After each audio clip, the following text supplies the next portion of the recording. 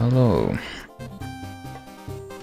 I think, maybe, possibly. Let me figure out how this works. Right, this seems acceptable. But yeah, probably would have said that about a minute ago, if not for the fact that I suddenly glanced over and realized, oh, there's like apparently 20 new notifications of like free Prime shit that, that Twitch wants me to look at, and now I have looked at that. I think, maybe, possibly. There's a few more things that I'm probably supposed to click on to finish this, but let me see. Oh, okay. I have no idea what Legacy Games is, but apparently that's one of those things.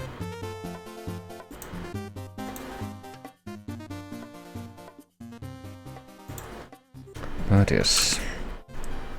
Speaking of video games, let me see. I guess I'm gonna do this right now. I used to play video games on here a long time ago. I mean, I still do, but I used to play video games by myself with some kind of regularity here a long time ago. It has been quite a while since I did that, but maybe, possibly, perhaps I am getting to be in the position where that might not be such a crazy idea to try and attempt again. Also, I think, funnily enough, this track that's playing right now is like the last track that I looked at that apparently was going to be part of the random queue before I actually started stream. So I wonder what might be next after this. I thought it was like a pretty good queue so far.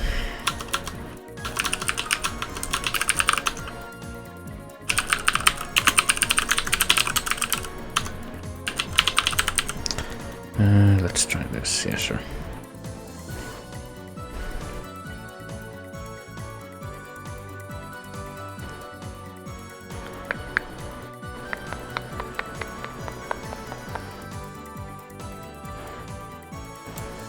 Sure, why not? I'll do this. God.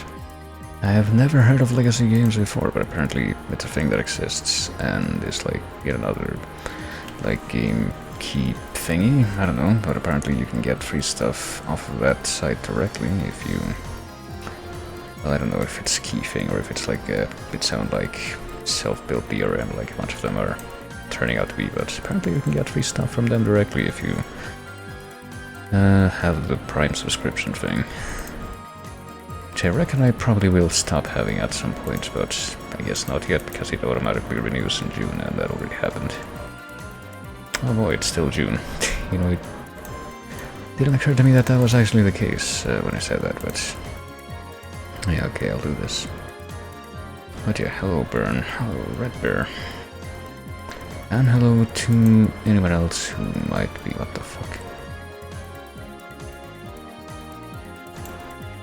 I'm getting pop-ups that apparently are moving stuff from Dropbox around, and that is not the case at all. Okay. But yeah, I guess while I'm doing this, I probably ought to be, hopefully I'm already logged in, ought to be figuring out how to describe the thing that I have planned for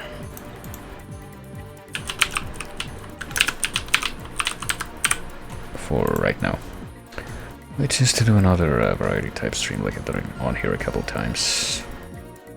I'm sure do that, where I pick a bunch of random games and I basically demo each one for a short while, most of which probably end up being of the retro persuasion variety, what have you. Let me take a quick look at a few of these other scenes, because I think, well, this would be my normal scene if I did 4x3, which I very well might today.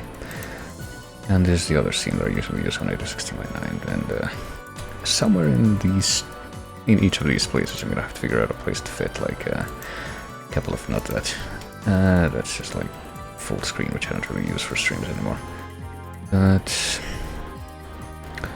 I'm gonna have to figure out where to fit a couple of things, because I can like do the first step of the process that I figured out in the very short window of time. Not really figured out with the idea that I was gonna do this today for certain, but just kind of was doing this for unrelated reasons, and I was like, yeah,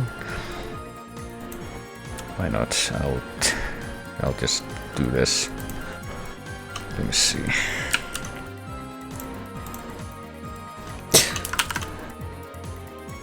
Let me see how I can best do this. There's a couple of things I'm gonna be using, one of which would be right here. And I also need to open a different page. As you can tell, I am very well prepared, and I have planned for each and every eventuality before I ever even put together the 2 neurons that I had to fire up to think of this idea for the stream. Alright, I can probably actually show something now, but if I go back here first, probably a good idea. Let me see, I guess there's a couple of different things I could do, but nah, I think I better just get straight into this. Instead of maybe doing the, like, guess 5 VGM tracks quickly thing, which I can do a lot easier now since I basically have that whole database downloaded to my local hard drive, and not only that, but I also have it mixed in with a bunch of other stuff that I like as well. It's completely unrelated to the regular source for that database, but for now I will instead try to capture this window, which doesn't even have the right thing loaded up right now, but it will in a moment, but you know, one thing at a time. Yeah, this one. This will do. There you go. We can spin the wheel to figure out what's going to be next, even though the list is completely wrong right now.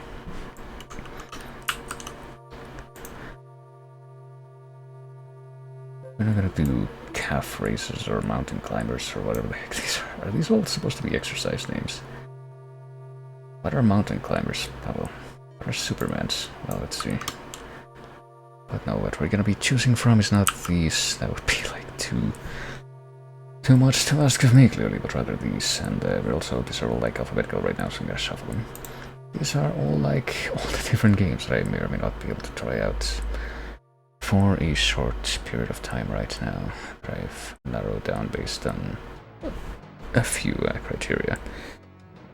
Mostly whether or not it would be, well, according to at least one source, feasible to finish each of them within the space of like up to 2 hours max, I think, if you go fast. Well, not max, but like the minimum time that you would need to like finish each of them is counted by at least one source as 2 hours. Up to 2 hours. And the other one being that it fits that criteria, and I haven't showed it off at any point in the past on the stream, and also it's not something that I personally vetoed for one of various reasons, but as you can kind of tell, that still leaves us with a lot of stuff. So I guess let's just go ahead and without further ado just spin the wheel and see where that leaves us. You know, I tested this before and I thought it was going to be a lot louder, but I can work with this. Oh boy. Well, the clapping and dead people shouting sound effect is sure a lot more, a lot louder than the other sound effect was. But yeah, the winner is Streets of Rage, so it would seem. So that is removed from the list now, if I am not mistaken. But we'll just confirm that. Well, Streets of Rage 2 and Streets of Camelot are other 2 options, but it's actually quite convenient that Streets of Rage 1 was the one chosen, because I wasn't even sure how I was going to address like seriation for a few of these, because a bunch of these that are like sequential parts of a series sort of kind of are in there. But I guess I just kind of figured I don't really care about most of those, doing them out of order, but Streets of Rage 1 and 2 may have been one of the ones where I would have stopped and been like, no, I should probably do these in order, but now I don't even have to worry about that because the decision was made for me, but yeah. Let me see, but yeah, Streets of Rage, let me go ahead and also, you know, declare quite jollily that there's a lot of games on here that I have not tested in any kind of capacity, so there's a very real possibility that some of them may not work at all, but I have faith.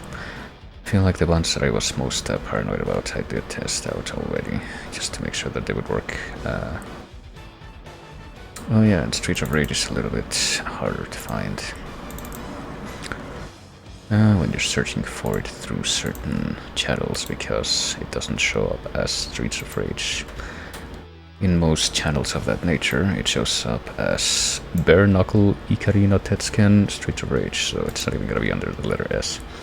But yeah, it's gonna be not only that, but also making use of this website here, because which some people might know of being used for other certain purposes, but which I will try to use today to basically limit the playtime for each of these games that I do to about 20 minutes probably from the moment that I gain control of the game. So let me just go ahead and try to figure that out. How do I do this? Probably gonna want to add a new source, but for some reason it doesn't let me duplicate this one. Guess I'll do another one like this. Windows.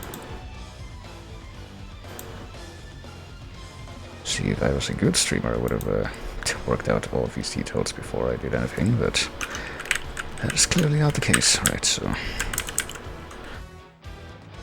I guess I'm gonna take this one off.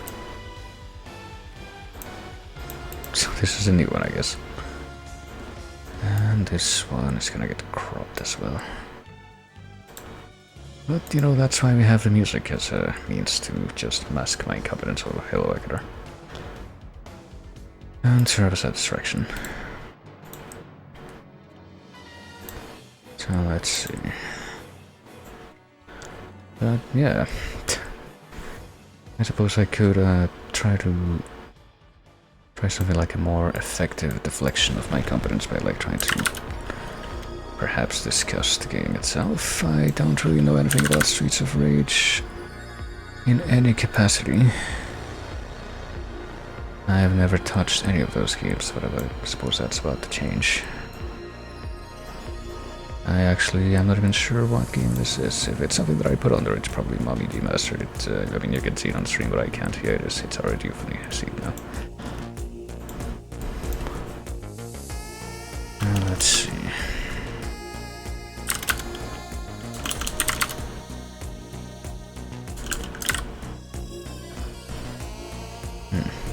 I could probably...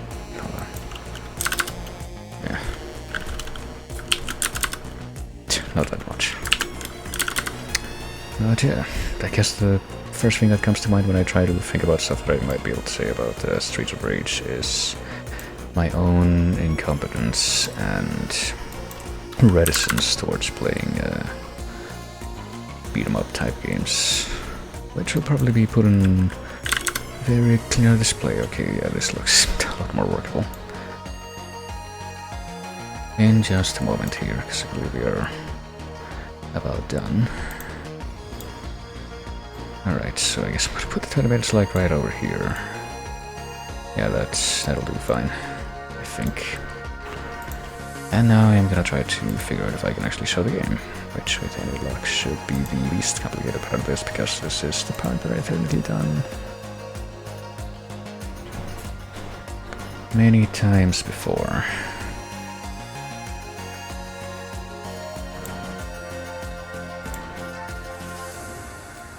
Of course, the difficult part now is to not get distracted by other completely unrelated stuff.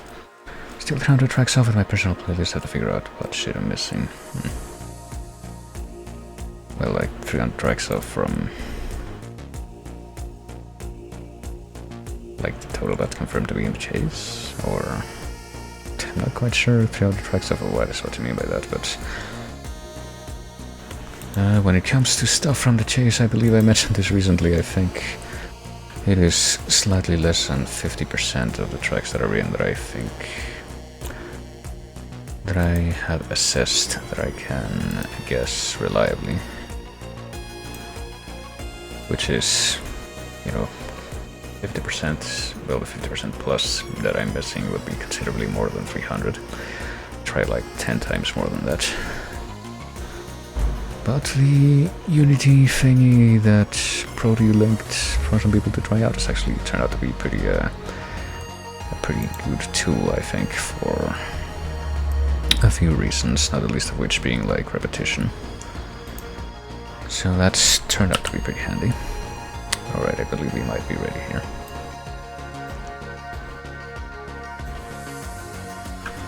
I just gotta this thing. Like that, and yeah, there he goes. I mean, this isn't quite 4x3, this isn't 4x3 at all. I could still use this, I believe, I guess I still use this. I mean, this doesn't fit the 4x3 thing at all, but... in the, I suppose, relatively unlikely event that I actually end up showing something that isn't 4x3, might as well just keep it like this. I already have all this kind of in place, so...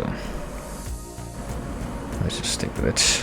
Alright, time to fade out the oldie. Oh, I didn't even have to do it, the song is ending. The oldie Mommy Demastered soundtrack, which may or may not turn out to be one of the things that I end up submitting to the chase one day. I don't know, but yeah, alright. 6,251 tracks, probably closer to 6.6k for the actual amount. That's kind of interesting, because if I look at my big combined playlist, which I can do very easily, which is like every single track that's confirmed to be in the chase, including duplicates from,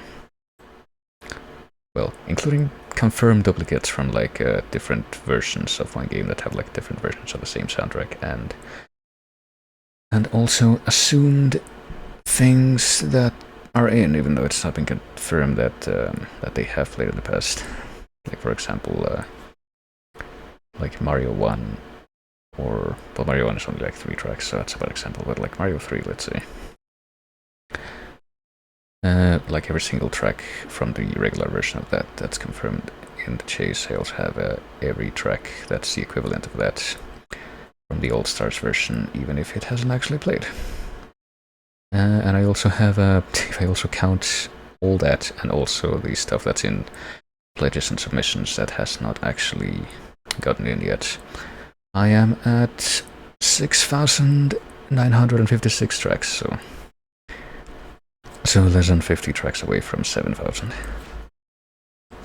So that's interesting. I could also quickly check if I remove the stuff that's in like subs and pledges, but I still have everything else. That cuts down by about 300 tracks. Puts it at 6,668 tracks, I believe. That's almost like Number of the Beast if it was 2 tracks less, but there you go.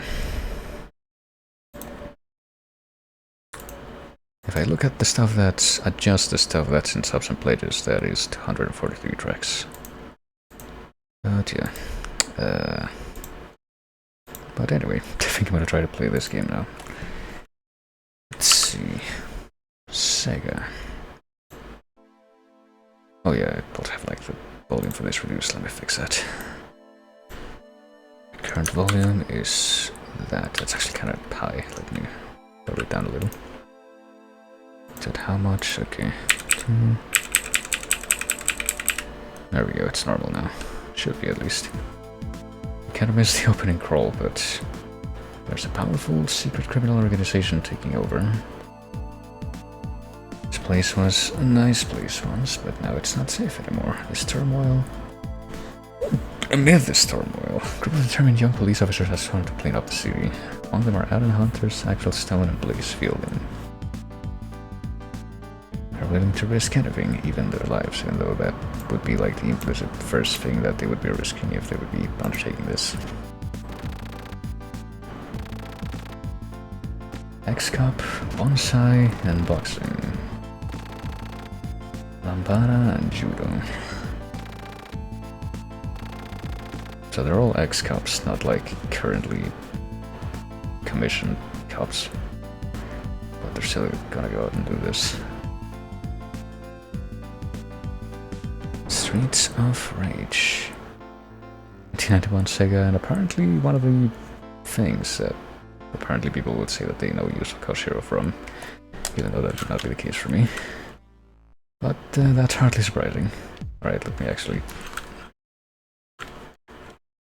get into the game myself, though. I think that this opening crawl is probably going to be enough as far as demo stuff. 1 player, 2 players, well, I am 1 person, so what are the options, so? Sound test round 1. Oh, that's handy, that you can just access this from the beginning. Normal, hard, hardest, easy, normal. Let's keep it normal. Special attack, big attack, speed jump. I'll figure this out, but apparently there's attack jump and special attack. So only 2 butt moves, alright. I'm going to assume that at this point... Oh, never mind. ABA... ABA... Okay, so you have to sacrifice one thing. Wonder which of these it will be.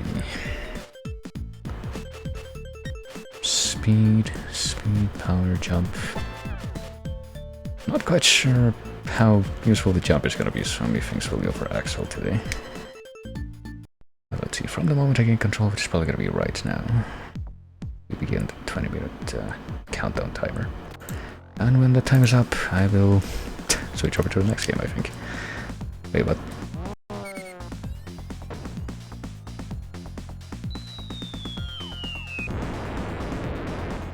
Quite interesting way to start things off. Also, yeah, let's go ahead and move that over to the other thing. Oh dear. I did mention how much I suck at beat 'em ups, right? Let's see here. Right, that's the button for jumping, and whatever the button for special attacks is. Doesn't seem like it's gonna do anything at this point. So far the main strategy seems to be catch everyone at the very edge of your horizontal reach for attacks, or else they're gonna be able to catch you out in their attacks first. Okay. And I do believe this wasn't supposed to be the character that sacrifices speed, even though it seems to me like the evil fellows here. Okay, can I do that? Seems like each and every one of the evil fellows that we're encountering here is like capable of moving faster than we are.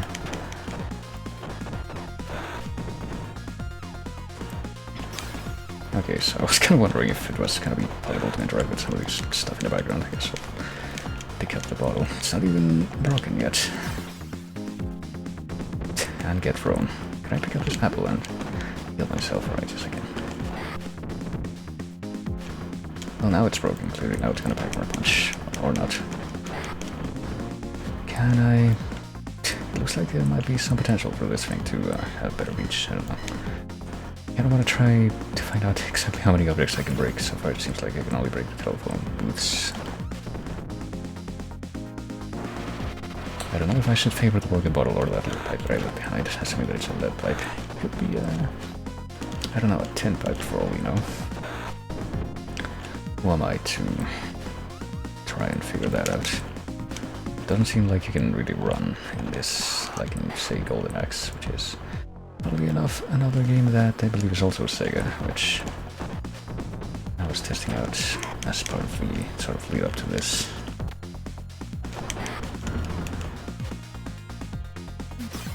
To get a steel bat now, or is it just a pipe? Oh, look at that. I don't remember if I've actually died yet, but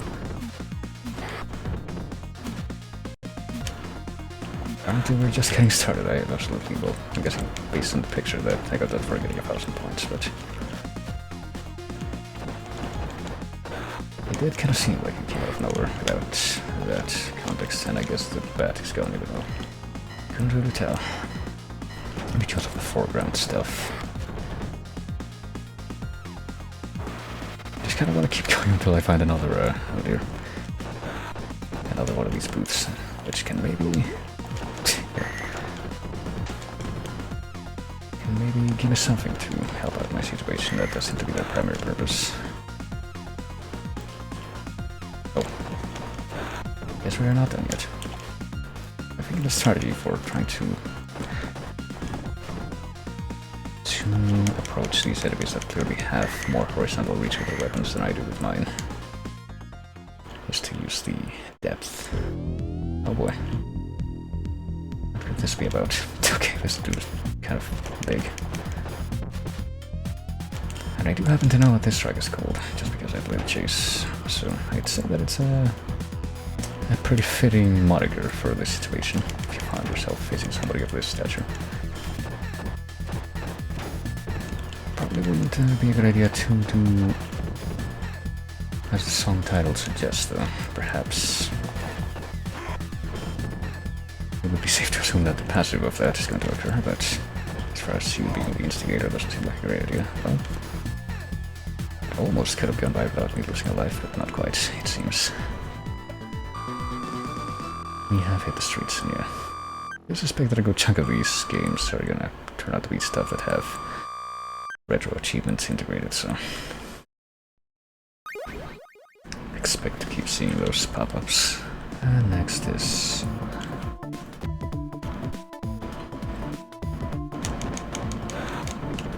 somewhat less flashy part of town, which is kind of saying something considering what we've been doing this whole time. Oh, okay, I guess these barrels are gonna be... I think there were barrels like this, but they didn't really jump to attention to me for some reason. And apparently they also have a similar purpose to the phone booths. What's this here? I don't know, but I guess I better assume that, yeah, you can throw that thing. I wasn't expecting the dagger that I picked up near the end of the previous stage to be a throwable only thing. This guy looks like he has one. Maybe he can lend it to me if he ever comes back. Or, okay, no, he's not gone. I thought he was gone. How good that is.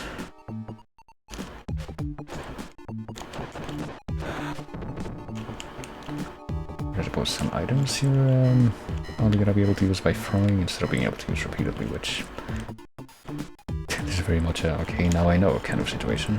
Even though I apparently know this one is not getting thrown, or at least not until the third use. These rules are not the easiest to discern before you actually see them in action. But once you do, I guess I can get into it. Come on.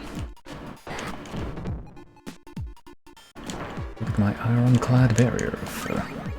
oh, that's what I thought. Did look a little bit flashier than most of these things that I've been picking up, but...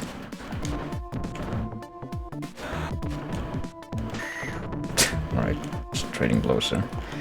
Even though it looks like the inertia of those two motions have been pretty different.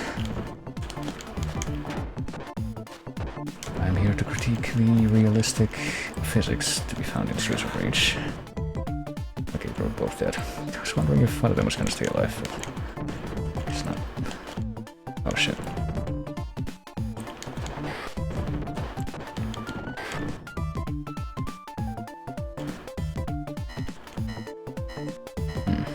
I'm also kind of wondering what some of the graffiti in the background said. I think I caught like the word live at the very end of that, but oh jeez.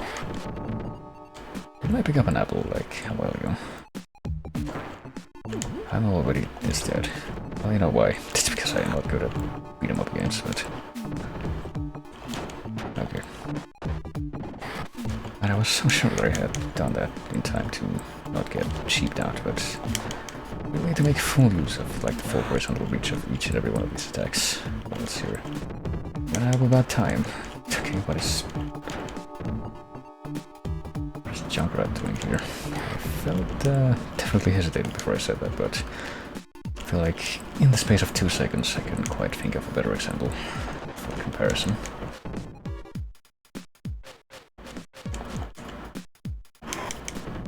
Alright. I'm curious as to how exactly I'm going to deal with this, now that I don't have a longer reaching weapon. Alright, by being very persistent seems to be the answer. Okay, there we go.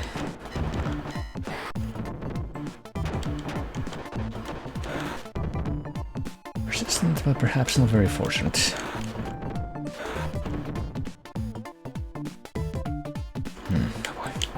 Speaking of oh, goddammit. Oh, I sure do hope I found a better weapon to do this with, but apparently that won't happen. So back to the old virtue of not giving up, it is.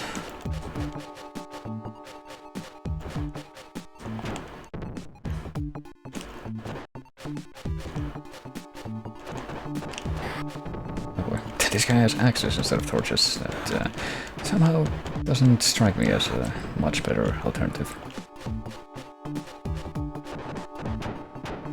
So I kind of wish that you could steal the enemy's weapons to use for yourself if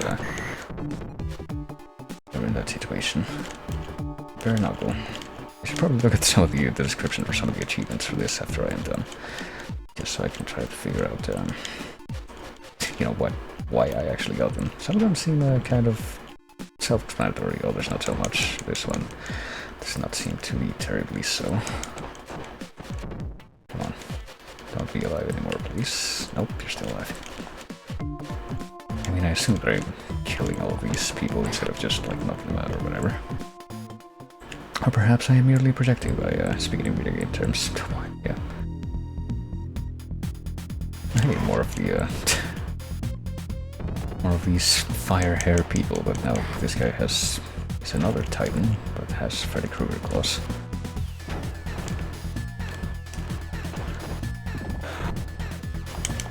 And it doesn't seem terribly easy to like catch him in any kind of situation where you can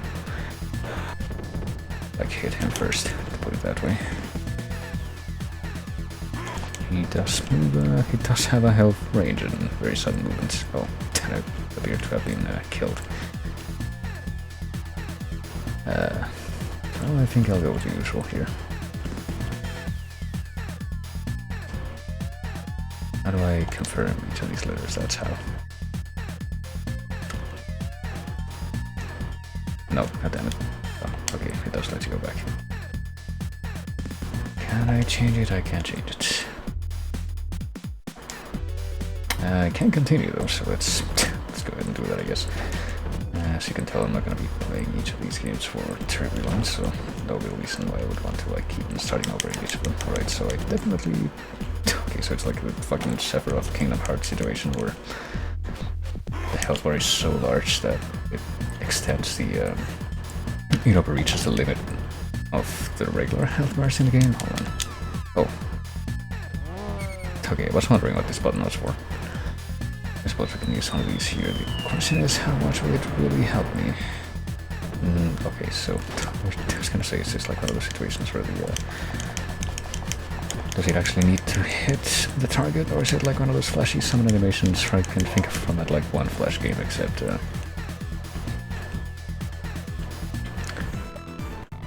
in that Flash game that I'm thinking of, which is the modern storytelling masterpiece on the Angler. The summon animations don't actually need to hit the enemy in order for them to be effective, and that does seem to be the case here, so that's nice. I was wondering if this track was going to be, and I guess the extension of the stage was going to be in the previous stage, or in the third one. But I suppose I'm learning more and more about this game.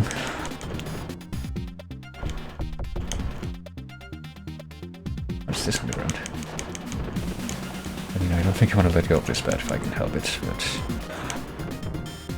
This does seem like something that you might be able to pick up, or at least, you know, remove from the ground so as to not promote littering. Everyone loves a clean bitch, after all. Quote machine. But no, apparently you can't pick that up, it literally is just garbage on the ground.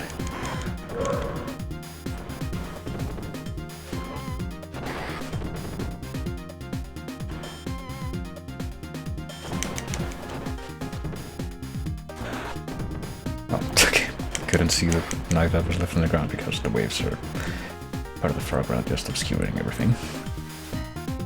I wonder if I walk too close to the edge of the waves, I'll get my clothes all wet, and if I'm carrying my cell phone in one of my...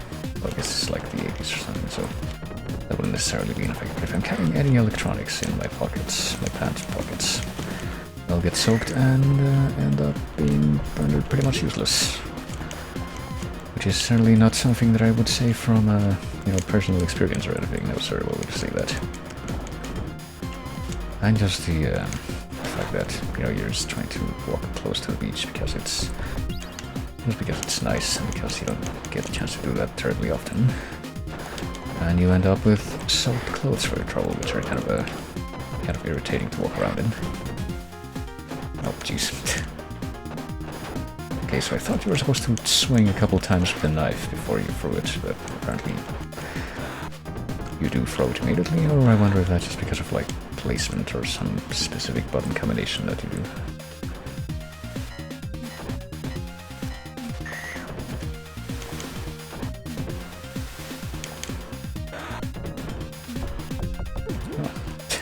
Oh boy, I will take this. I probably could have used this before, because I'm pretty sure I lost another life in this stage already.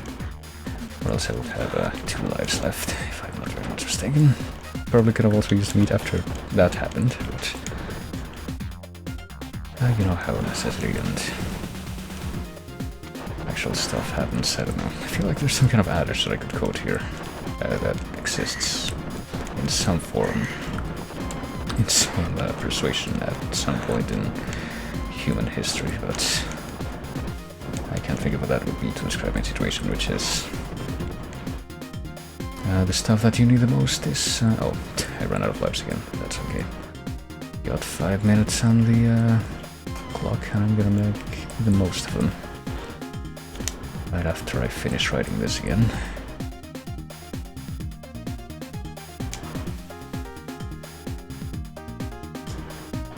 It's, I don't know if I'm gonna be going through my remaining 2 continues in that whole time, but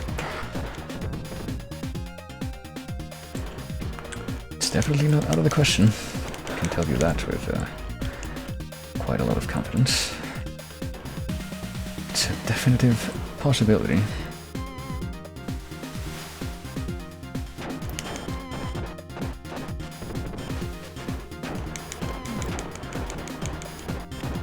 So it does seem to be a little bit difficult to deal with multiple enemies if they all like freaking...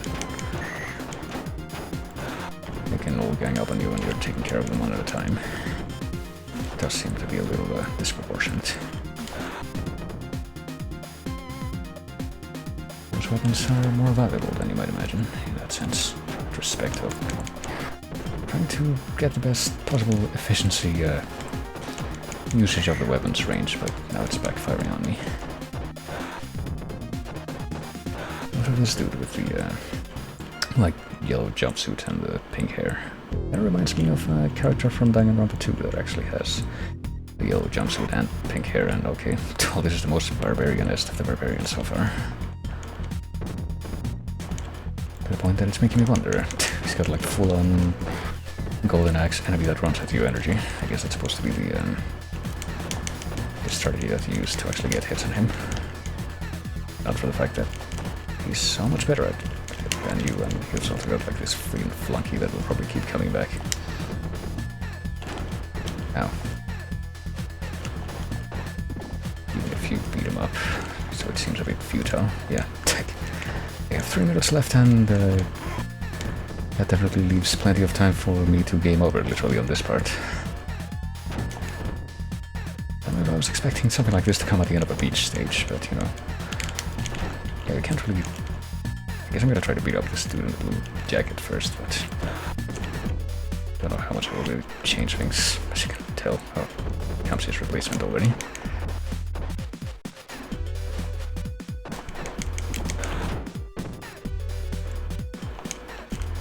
Yeah, and I threw the knife in the wrong direction. At least say that I came close, right? Oh, game over.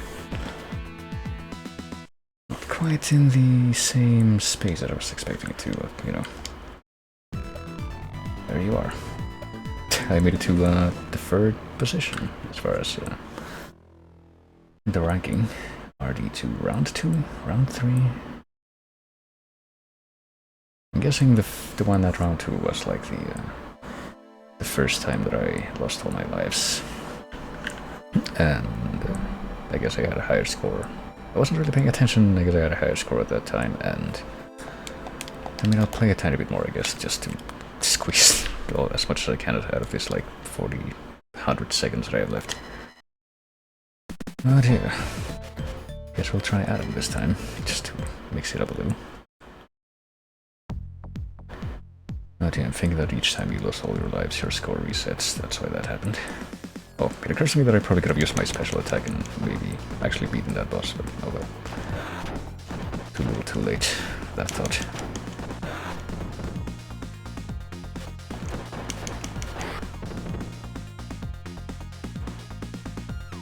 Yeah, I'm thinking that, I think it was Blaze or whatever her name was that apparently sacrificed the power traits out of the 3 traits that apparently each character has.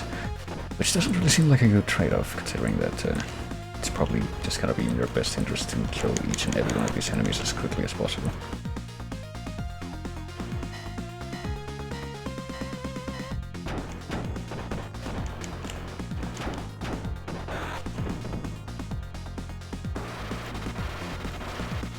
yeah, I'm certainly being reminded of how much my incompetence in this genre shines through with each passing moment, even as I retread my steps in this beginning area. Ooh, okay. Very Castlevania Order of Ecclesia of you. Just like lighter, like crouching, thinking or making yourself look like you're gonna be passive and peaceful, and then when the second I get close, oh, there it is. All time's up. I was wondering if are we just like waiting for the screen to tell us that we can actually move forward now? The answer is yes. I guess what I can do is try to just to squeeze a little bit more out of this game at this point, is to just try and beat the first level again, even if I already know that I will be going farther than that. And so which of these things is going to happen next or first, do you think? Am I going to run out of lives, or am I going to be able to beat the first level? So I can, I guess, keep playing long enough to at least get one more achievement, which is Weapons of Rage. That's the other thing that I wanted to do, which is take a look at the descriptions for these achievements that I've apparently been getting. Oh, okay, I'm just like switching between the weapons.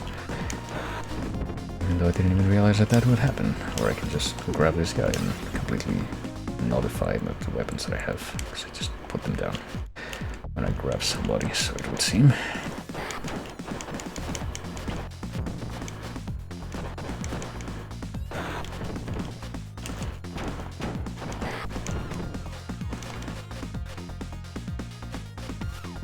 Ooh.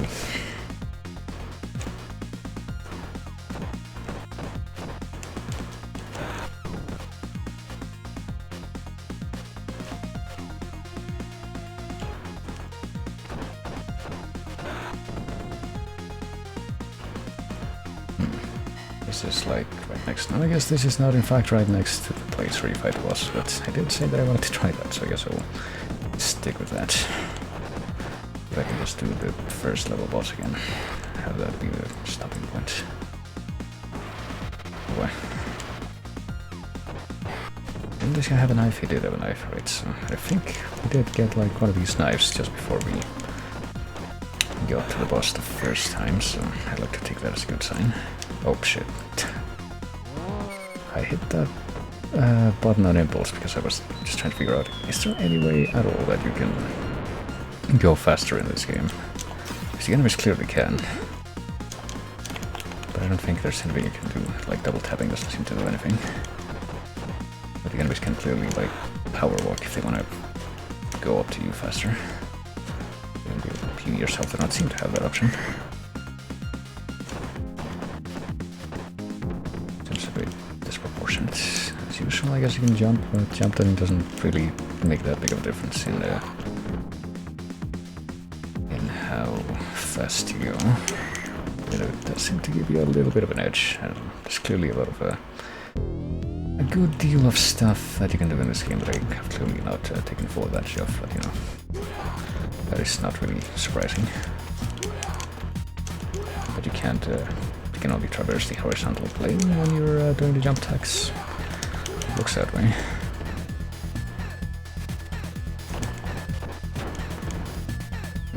Okay, the question is, once again, will I actually be able to beat this guy without running out of lives?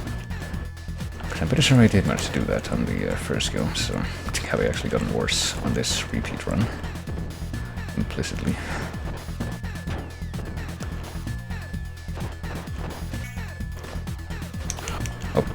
Well, apparently the answer is yes, even though that was almost accomplished. I can literally just touch this guy. There. I mean, I don't know. Did I have 3,000 points before I died and got a game over there, or just lost all my lives? Not quite game over until you run out of continues, I guess that's the thing. Yeah, we're not going to be doing round 2. Rather, I'm going to take a look at some of the achievements here, as I like here to reset the clock for the next thing. Apparently, if you kill 30 enemies while holding weapons, that's Weapons of Rage. We also got, and there's a lot of these for a game like this. Call the police by accident, no enemies on the screen. Yep, that's me. Complete stage 1 with no cheat codes. Complete stage 2 with no cheat codes. There are cheat codes for this game. Well, if I ever actually want to see the ending of it without just looking it up, now I know what I gotta do. Life up, collection of life. Gas score above 10,000. 6 telephone booths in stage 1. 50 enemies without using weapons. Okay, that's what that was about. But yeah, there you go. Very not cool. Streets of Rage stuffs. And that brings us to the first game that is going to be showcased. I will pick the next one in just a moment, but since it is now past 9 PM, there's one little thing that I should take at least a quick look at. And depending on what I see, will determine whether we are going to, or whether I am going to do something now. Yeah, I think I'm gonna have to wait just a little bit before I address this one. But that's alright. I will go ahead and show the wheel again, which should now no longer have... Oh, well, you can see the part of the wheel in the other window capture because it's the same source. But Streets of Rage has been removed from this list, so let's see what we're gonna be checking out next.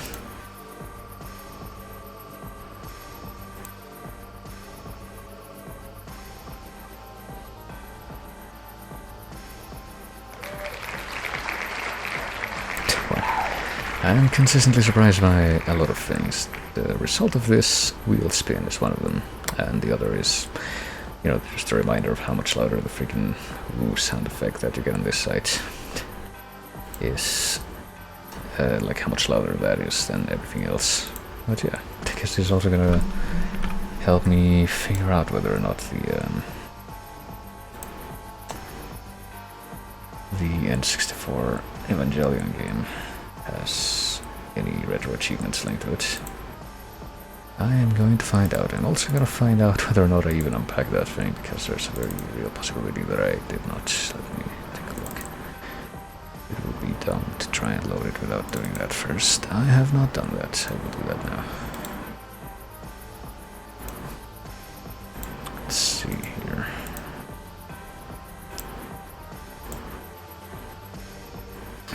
Genesis Evangelion, so this is also gonna be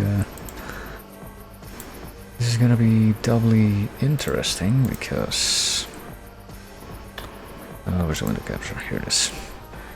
Doubly interesting because this game does not have an English translation at all. But this is the game, because I'm gonna go ahead and fade out the Metroid Prime 2 Escape remix now. I have absolutely no idea what to expect from this. But yeah, this game is in Japanese. It never got released outside of Japan, I don't think. So it never got translated in any kind of official capacity. There is one fan translation, but it's in Korean, so it's kind of worthless for the purposes of this. So this is gonna be interesting, because I have only a very nebulous idea of what this is even gonna be about. And yeah, as before, I will only start the clock after I gain control for the first time. I'm not paying attention to the text, but I wonder how much of these I can really make out regardless. I can read some moon runes, just not a whole lot of them. I can also say with absolute confidence that Evangelion is one of those animes that I have very limited knowledge of. I think many years ago my cousin and I watched some, like a couple of like the film versions of that they made of like the first two halves of the series or whatever it is. I really don't know what I'm talking about, but something like that. We watched those together and I barely remember what happened there. Well, at least this is written in English, so we can, let's check out the options mode. Level easy, as opposed to what? I mean, it doesn't seem like it's letting me pick anything else. Third impact, I don't know what this is or why it's under options. And I can't read this. It doesn't let me back out with B, so I guess I'm just gonna pick no. Easy, simulation mode, story mode. Well, let's go to story mode and see what happens. Oh god. 10 years of fucking... Yes, now we know what the context for this is, the fucking meme song. And you were expecting vocals, but no, it's fucking MIDI pan flutes instead. Alright, so... 500, sure. I mean, I very likely will not really expect to come back to this. It's 2015, it's like 7 years ago. Remember when this happened? 7 years ago in the future from Back to the Future 2. I remember.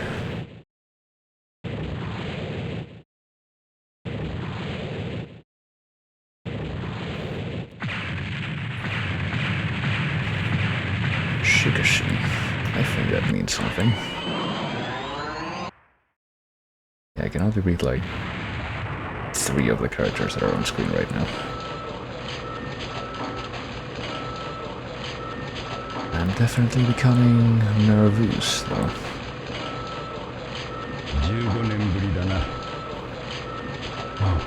I'm also very morbidly curious as to whether or not some of this stuff will get like be able to be recognized by like copyright filters or something like that. That would actually be really funny. But yeah, sure. Oh boy. Well, you can use the stick, you can use the buttons A and B.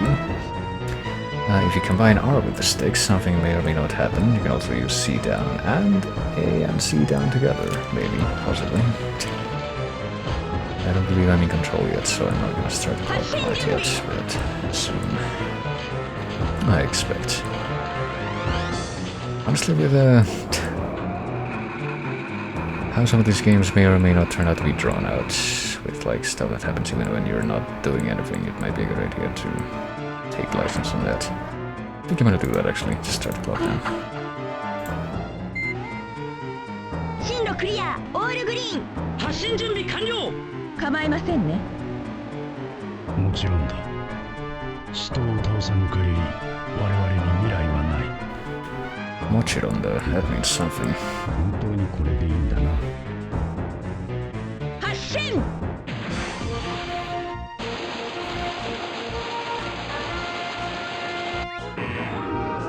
Okay.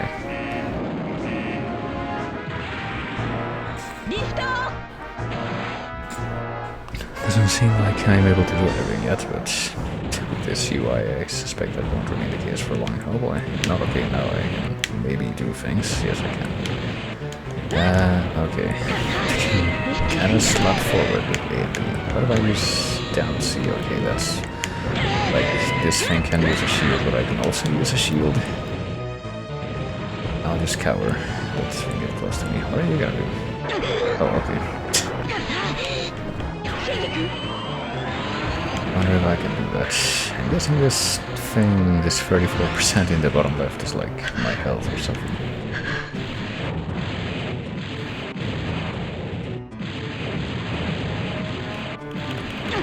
Oh, well, I tried to grab it, but apparently if it's not like apparently doing like an attack animation if I run into it.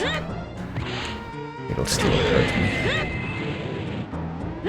And so far my best recourse in this that's happening seems to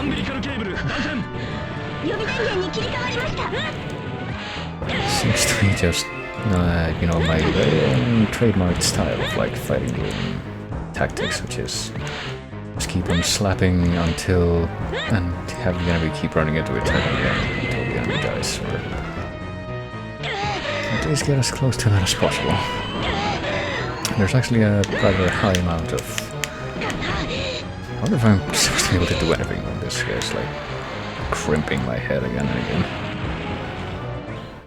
Pilot の状況はモニター反応なし、生死不明。これ以上は危険だわ。作戦中止。パイロットの保護を最優先。フラグの強制射出急いで。I mean out the word pilot there. That's about it. なんですって。シンジ君。シンジ君。I don't know, is Shinji fucking dead? Oh, it is now 0%, but maybe that was supposed to be, you know, a scripted thing. You can't actually beat up the angel by just... What? Alright, that was was not expecting that particular voice clip, which is just being highlighted again. Okay. How the feel is going even over, definitely getting some slaps in that dude, regardless. But yeah, I'm guessing that was supposed to happen that way. Based on all this. I wonder if we can dash here, I guess not. I now have 150. I also feel like I've heard this piece of music before, even though I couldn't tell you where. Probably some kind of Bluetooth powered video or something.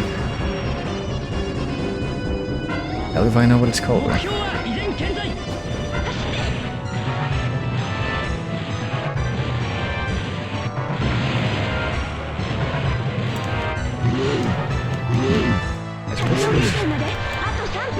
There might also be like a non-zero chance that I used this piece of music myself in like a YouTube loop that I made like, I don't know, definitely over a decade ago.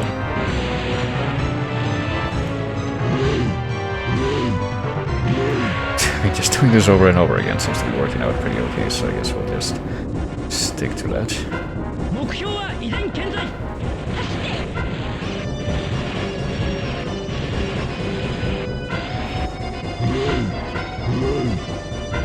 Okay, we need to land both of those slaps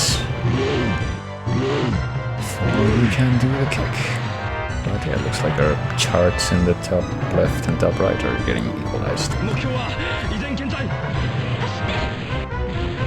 So I really can't tell for certain either way, but I'm thinking that what we're supposed to be doing, oh shit. I'm guessing that what we're supposed to be doing now is like empty his blue chart without like either dying and also before the time runs out. And well, that timer is definitely more than 15 minutes, so I don't know if we're gonna have to like end up just redoing this part at the beginning because I don't really know how I can do this any better.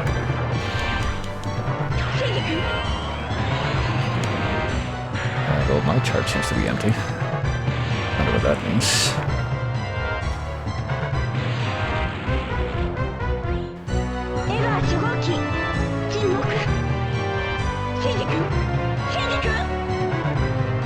I don't know, Shinji-kun seems to have been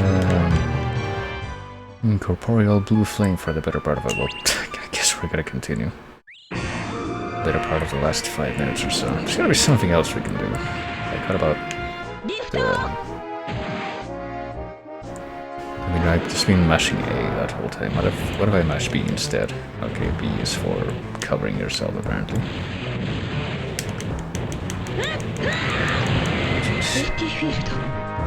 Yeah, that field is apparently bad news. Oh, jeez. That seems to be taking like a whole lot of damage. At least. Okay, so don't get grabbed seems to be like the main key to survival here. And also can't really do jack shit about those little pink lasers, I don't think. I don't know. It seems like I was doing so much better after I got like thrashed a whole lot the first time, so I don't know how good of an idea it's really gonna be to try and play it safe during this first part, but now I suppose part of my objective should be to come out with my green chart completed. If I have to guess, so like very, very extremely slowly depleting this, but I'll give you a field. Or not, apparently. But apparently the like you see down to make that field come up on your end thing doesn't seem to be terribly reliable. Okay, I might just end up dying a lot faster this time unless I actually got like a... I don't think I'm getting thrashed as bad now as I was the first time in this first part, so... I don't know. Ow.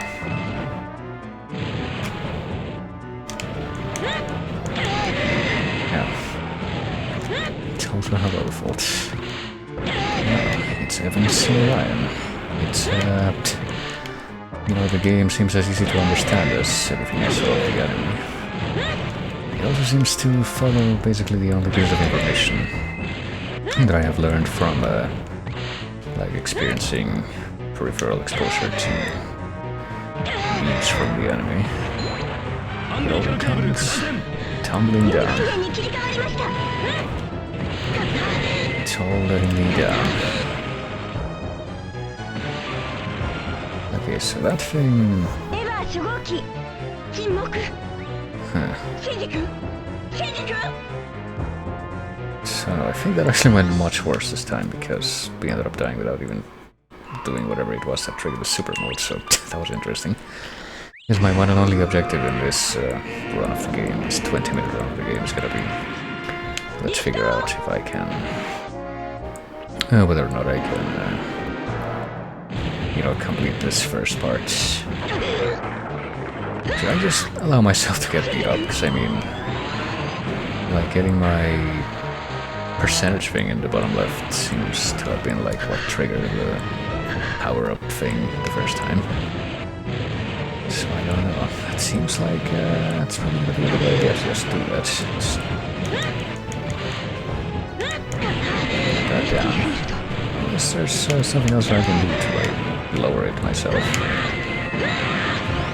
Maybe if I just keep running into the thing without getting hit by the big damage throw attacks.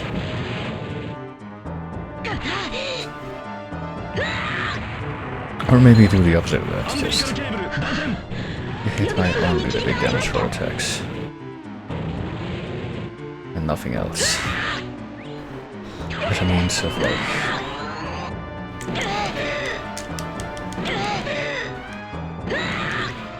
of getting my percentage thing down, but also... Okay. We do seem to have triggered this again.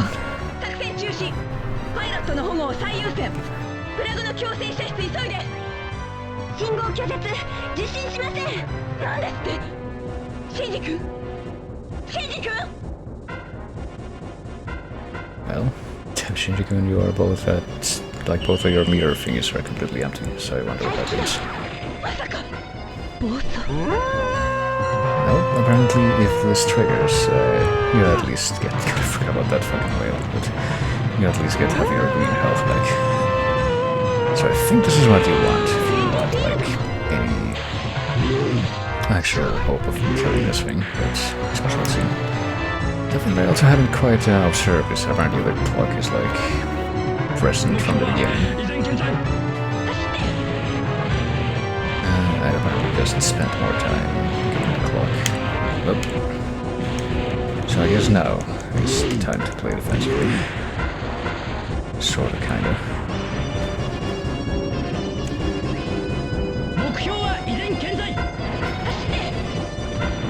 Okay, so you can run towards the dude then. Maybe I should have stayed running and could have done like some kind of dash attack by doing that, but instead I'm gonna get grabbed and probably end up dying. But depending on how much distance this puts between us, it doesn't put a lot of distance between us at all. I can attempt it again. This is gonna put more distance. So let's see what happens when I do this. Now, I might as well just go for it. I think I'm gonna be able to do much more.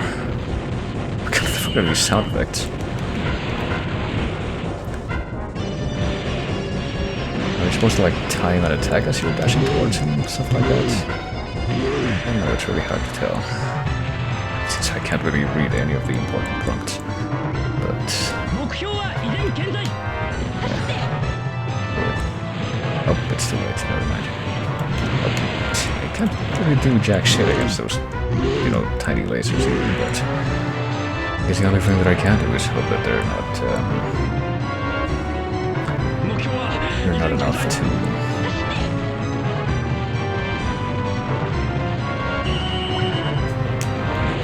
Refusal command? I read it that time, but apparently refusal command, whatever that means. Does that mean that this purple thingy that's... the giant purple mech that's making those weird, like cartoony loud sound effects. I guess they're supposed to be like... They're supposed to be like the sound of its steps against the ground, but they just sound very slimy and splotchy. It's kind of conspicuous.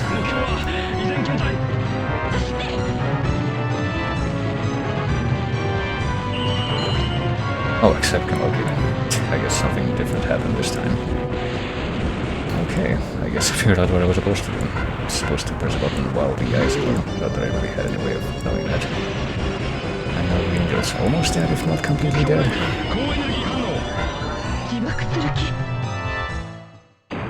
And created a giant flame tornado. Okay. I'm sure this would all make perfect sense if I had watched the anime. I have absolutely no doubt about that. No reason to doubt that.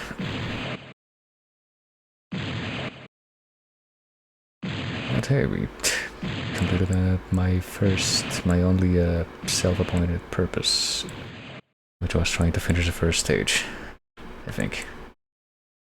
I'm assuming that counts as finishing the first stage. Yeah, I guess this confirms it. Yeah, let's save. Why not?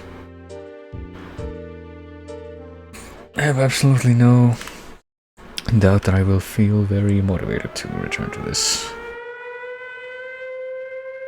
This seems like a game that I would enjoy very much, as I have so far.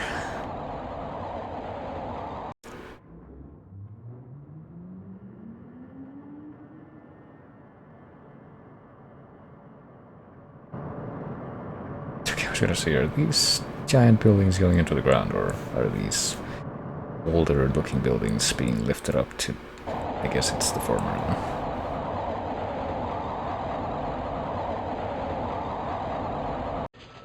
Guess it's a nice day out today.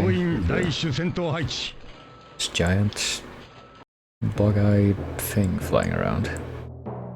So we might be able to check out the... What does that say? Mission 2? Yeah, that says Mission 2 in the bottom right. And now it says Mission 2 in characters that I can read, so let's see. Looks like it's the same controls that I still can't figure out what they say, so just get straight into it.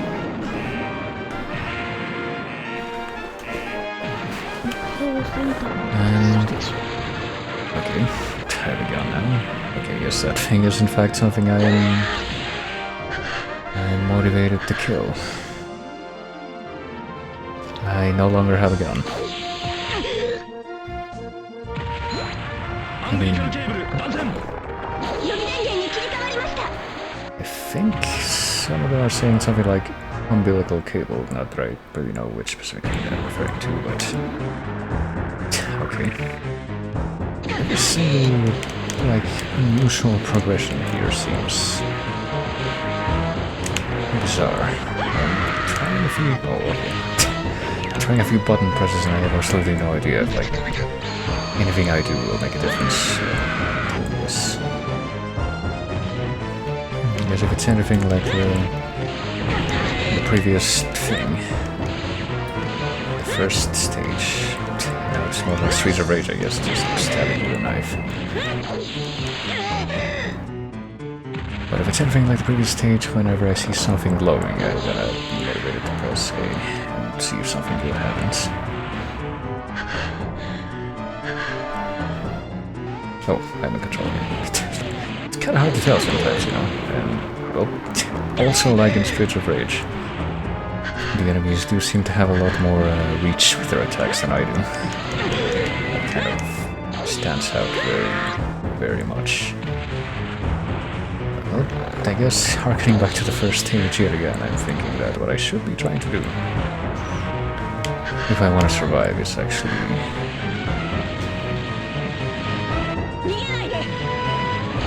Is he, like, yelling at me for trying to get away? I have no idea. What I should be trying to do is get the enemy to, like, empty my percentage gauge so I can go crazy and do good attacks on the... I can do this, kind of, but apparently I can't do it very consistently. Okay, so something that... oh, I think I'm dead. I'm thinking that's gonna be like an actual dead thing, not surprised you get its power-up time thing. Yeah, I recognize those voice clips. Both of them. That's the You're Dead and You Have to Try Again voice clips. Then I guess we'll try one more time, but I think at this point I've made the most that I could of my time with this game. I've made the most valiant attempt possible that I could have to try and figure out what was going on without any kind of external reference. I guess that thing, I wasn't really looking last time, but I guess it like chopped the gun in half. That's why you can just find it and pick it up and keep using it, because like I said the first time, it doesn't seem like you should waste a giant gun like that if you're in a position to use it.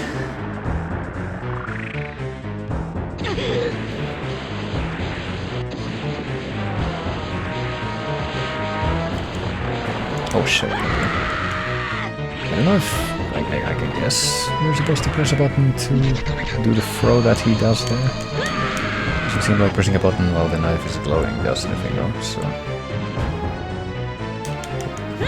Oh jeez. You know, you would think that it would be a good idea if something like try to put a shield when you're getting grabbed, but it doesn't seem like it does anything. Not that much. So we'll keep going, since I'm pretty sure the time's gonna run out before this scene is over, until this scene is in fact over. Can I throw this knife like in Streets of Rage? It seems like it should be, like it would be, you know, not a terrible idea. Considering what the alternative is. Okay, so I'll tell you what, I will wait right here. I'm gonna be defensive the entire time.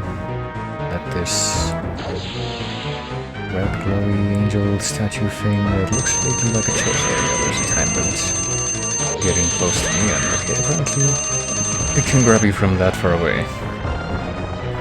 And just throw you. But yeah, time's up. There's a surprise. Okay, that was just like more of a bitch slap. Are we dead now, or do we still have like that tiny misery of... No, we still have the tiny misery of green that you can see like as one pixel column on the left, but now it's gone.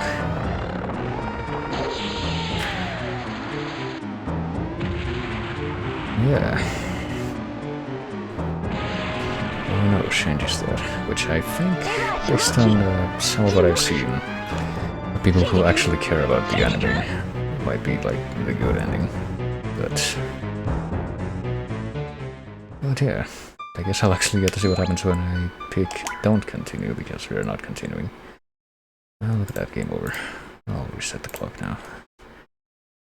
And I guess it just goes right back to the title thing. But yeah, that was Evangelion. Unsurprisingly, this game did not have any achievements, I don't think. Can double check that here. This game has no achievements, yeah. But imagine if someone added retro achievements for fucking Evangelion 64. Wouldn't that be something? Let's see what's next in my little random playlist here. As I guess just go straight into figuring out what the next game is gonna be. Might as well make the most of my time here.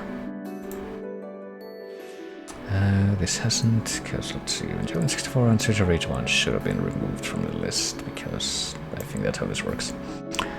I should probably also remove them from my list. I keep as like all this stuff as an actual alphabetized text document in case I want to do more of these, which I probably will at some point, but let's just see what's next here.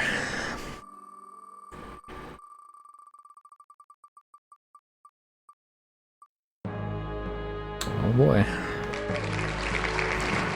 We have a winner. The next one is Commando, which, funnily enough, we're gonna remove that from the list. Commando on the Commodore 64 specifically, because that's a version that's in the chase, even though I'm pretty sure that the NES version would be the one that more people would know, if I had to guess, which I very much am for that. So I'm actually gonna be closing RetroArch for a bit here, because I'll be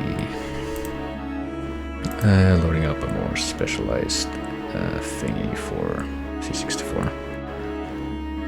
Because I think that RetroArch actually has a couple of cores for C64 emulation, but I don't think they have actually made any achievement for those, oddly enough. So not much of a point of using those.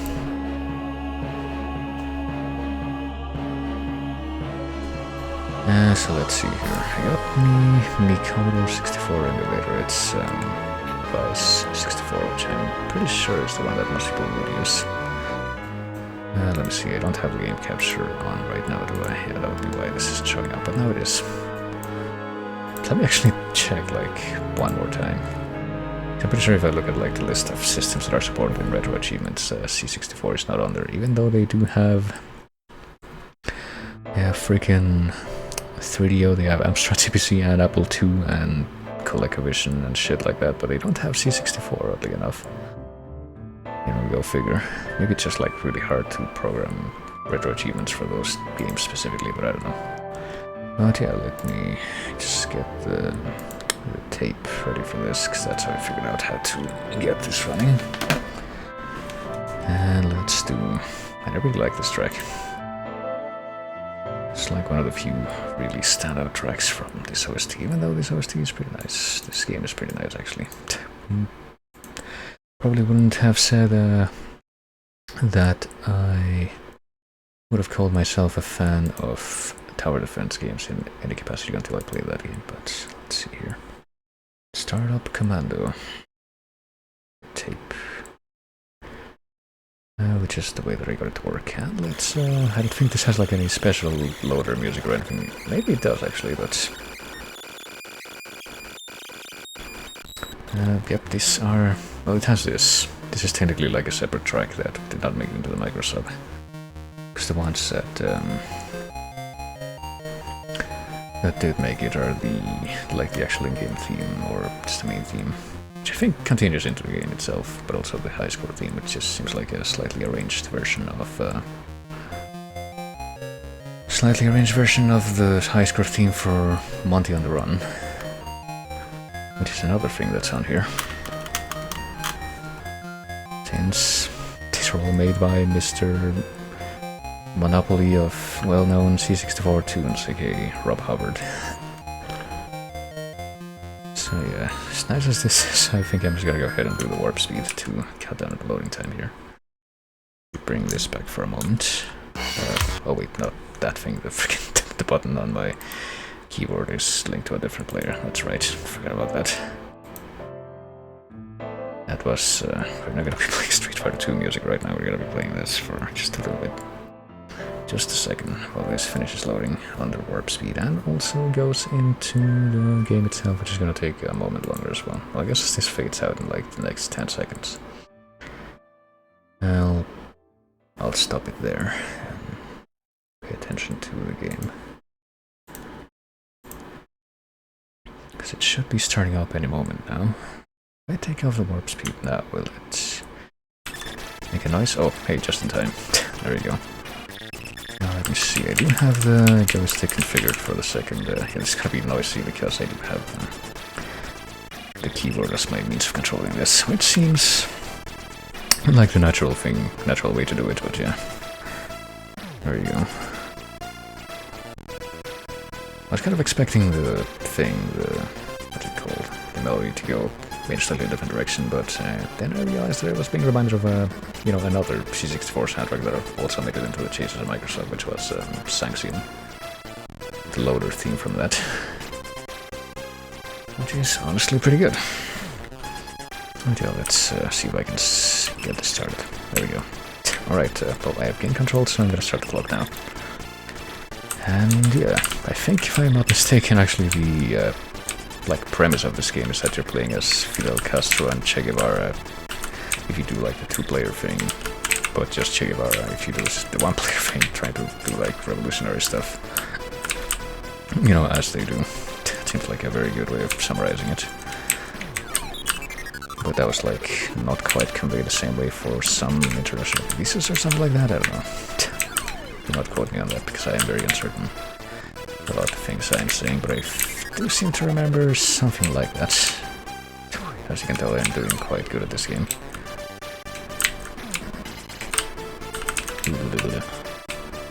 I mean, I probably should try to get down from that area where I can't really see what I'm doing because of the foreground. It's running into the same problem at least a couple times along the course of this stream, so it seems. First it was in Streets of Rage and now it's in this.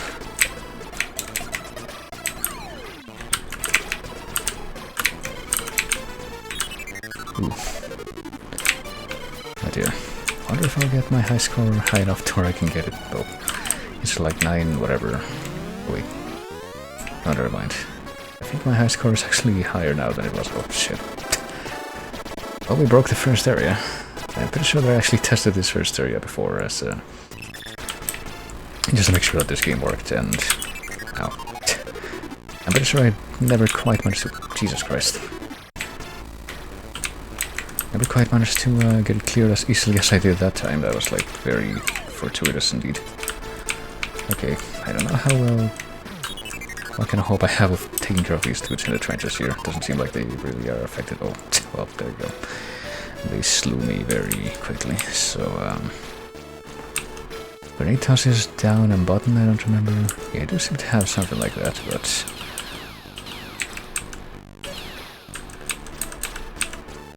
Yeah, here's the high score music, which I'm pretty sure is just like a somewhat lower pitched and rearranged version of the high score theme for Monty on the Run. But hey, look at that. I made it on to the top.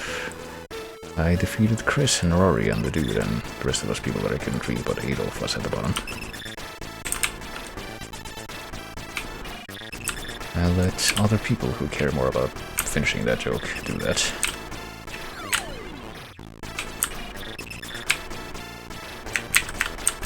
Is this like one of my friends? I guess that's one of my friends because he's purple like I am. Down and... I don't know, hold on. Ooh.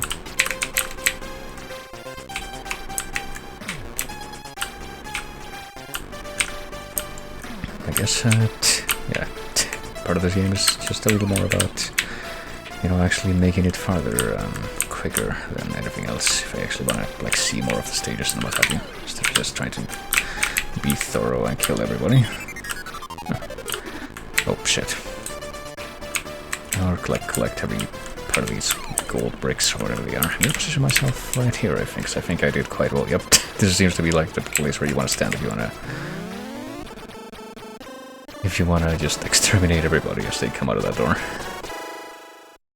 I discovered a pro gamer strat for this game. I'm so proud of myself.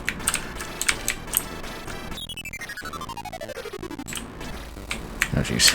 Okay, let's just walk forward quickly because I think that's gotta be the ticket here. If I want to get past this trench part, I just need to like get these fuckers out of the screen as quickly as possible.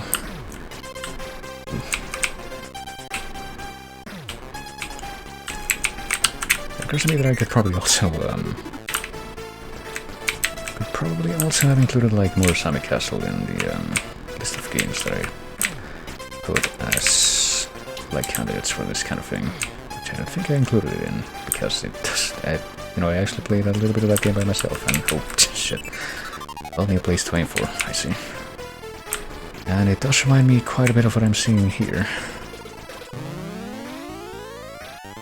There you go. Yeah, we broke the second area. Now rush the third area. Wonder if I shall be able to do that, but I guess part of being able to finish this game, if I have any hope, that would be to remember, oh, okay, apparently you can walk in the wrong area here and just fall off to your death. Did not quite realize that was going to be a thing. Okay, this is a road and not like a giant stone wall or something else. Doesn't seem like you can hurt any of these vehicles that you see though. They're just kind of there to serve as obstacles to you. Very implacable obstacles.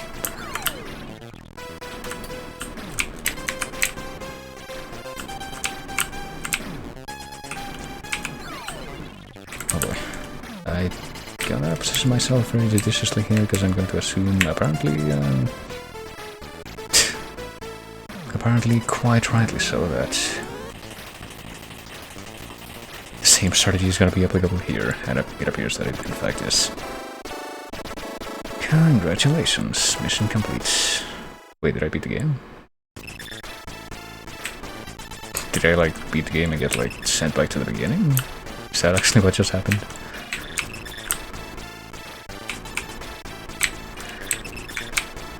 I think that is in fact what just happened, yeah. Because I recognize these guys and the dude in the middle. Alright, I guess I can say in the sheet for these games that I actually finished Commando C64. Can I finish it again without getting a game over though, or restarting?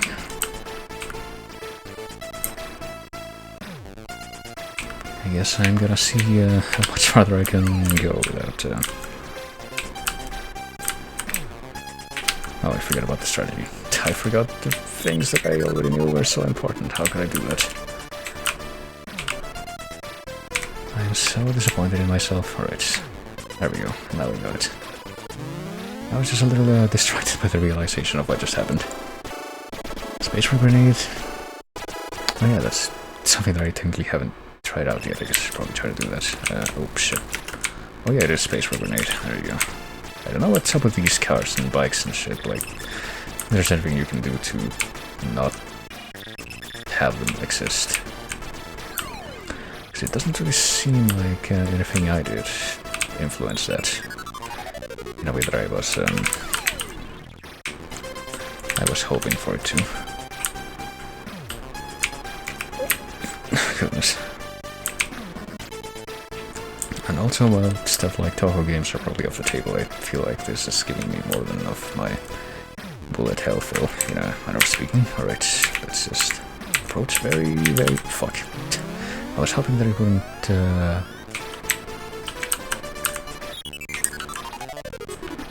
turn out to... wouldn't stop, you know, being diagonal here. But apparently that didn't quite work out for me.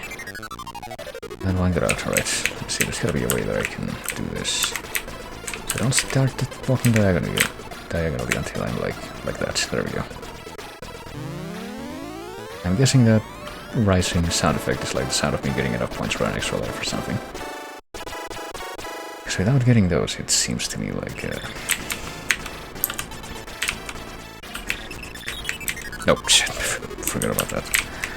Without getting those, I don't think I could have gotten the end of this. Would have been a very brief and cut short effort, just like it was during the first run that I did. That I did right now, as a matter of fact, not just overall at any point in the past, or at any point, period. The very first run that I did on the stream today ended in disaster, but this one might as well. I guess what I might end up doing right now, because I don't think... like, however this run is going to end, whether I actually get to the end again, or whether I end up losing all my lives. I don't think it's... Oh, there you go, that's the answer to that. Don't think it's quite gonna be... something that's gonna happen after the clock gets down to 10 minutes, so... Maybe I can... I guess I'll do one more run. Let's see. I actually don't know what name I want to enter this time. I guess I'll do... I don't even know if this thing is capable of storing my high score names, but at least I'm gonna...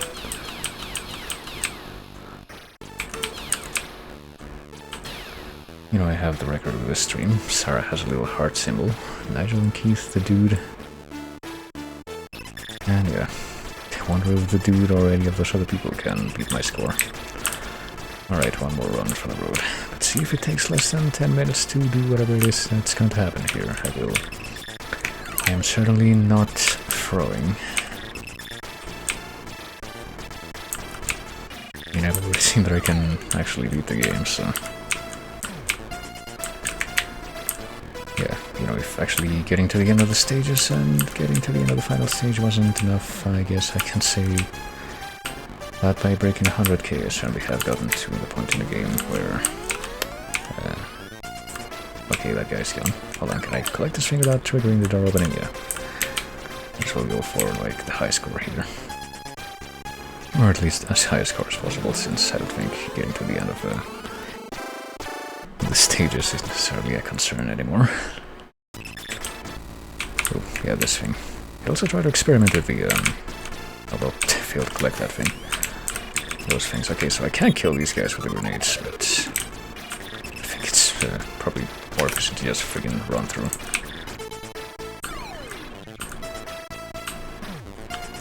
And just carefully squeeze by here. I don't know what these guys are actually throwing, like... I suppose part of the game for me at this point is just the complete ambiguity of these low-res graphics, but those purple guys that actually attack me, it looks like they're throwing swords. I don't know what's up with that. Oh, forget about that thing, but it didn't matter. I reacted in time to where it didn't matter. I call that quick thinking. I'm actually quite surprised that I didn't manage to, like, get to the third area. Yeah, these guys, I don't know what they're actually throwing, but it looks like they're throwing swords to me. I don't know what's up with that.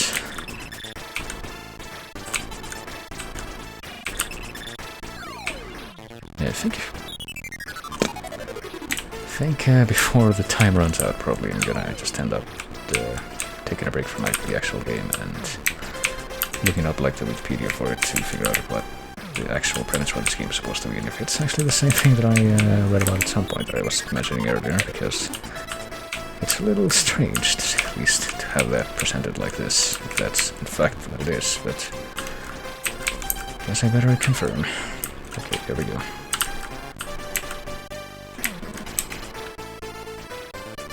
I believe that once I'm in this position and just holding down the button, I have effectively beaten the game. There we go. I did it, I blew up the building again. I guess I'm gonna challenge myself in the curse of these remaining 7.5 minutes or so. See if I can do a second loop and finish the second loop of the game and, you know, actually blow up the building a second time. Without having to reset. That would be satisfactory, I think. It's important to rescue this dude so I can get the, sweet points. Okay, there. I was gonna say I don't know what hit me, but I'm pretty sure I did see what hit me. Was the freaking the dude that shoots from behind rock. Doesn't actually start shooting until he's been on screen fully for a little bit, so it's... Ooh, I think the smart thing to do there is to just not linger in the door area like I keep doing, because I'm not thinking. I'll have my extra life now, thanks. I didn't get my extra life. I wonder if there's like a limit, like a low limit of how many lives you can have in this. Because it seemed to me like every single time I, you know, camped one of those end of stage gates that just keep on spitting out enemies, I got an extra life, but apparently not that time. Might wait for this thing to pass by so that it's no longer a factor of the danger here. Just don't even bother with the trenches, just go right through. At least it seems like those guys can't really shoot, like, up. They can only shoot down the direction you're coming from. But there seems to be a trend amongst all the enemies here. It's really easy to notice once you're looking out for it. Oh, here we go. Gotta remember that once we are past the turrets here, that's when this is coming up. Oh boy. Okay, I think we're in a good position, even though it's not 100% optimal. But yeah. We have 7 tries to complete this last attempt in this third area in the second run, the second loop. So let's see.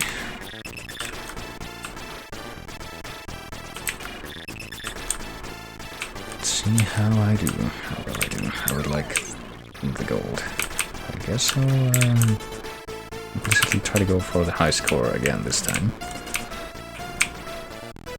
Given that I... Oh shit, I don't want to stop there because the friggin' turret is there. And so are these guys, who are actually surprisingly good at their coverage with their shots. Or tosses, or whatever it is. I really wish I could tell what those guys really are, but I'm just kind of left guessing.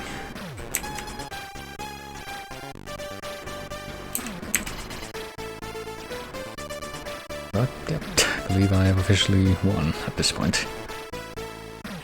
Didn't quite manage to reach the previous high score yet, but it'll happen. That only took like 3 minutes, so I wonder if I could actually do it a third time in the time that I have left. Guess we're gonna find out. It's certainly going a lot better than the previous games that I've attempted so far as me actually being able to do something at them, considering that I don't know how well that would go if there were like more stages to go through, but that's alright. Oh yeah, you need to like get the fuck out of the way here, or else I'm gonna get shut down by these fuckers behind the rocks.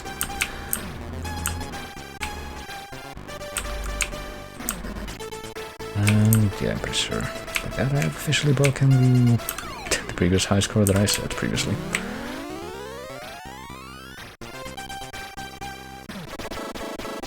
Can I get it to 150k this time? I guess I'm gonna have to like actually kill myself on purpose or something so I can actually set high score on the high score table. Unless of course this, it doesn't really seem like this gets progressively harder or anything, so...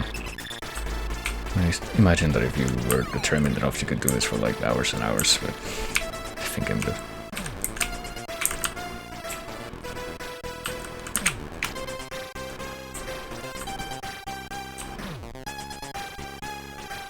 Okay, here we are. God. I think in the middle and then I go like this. Yeah, there we go. Perfect.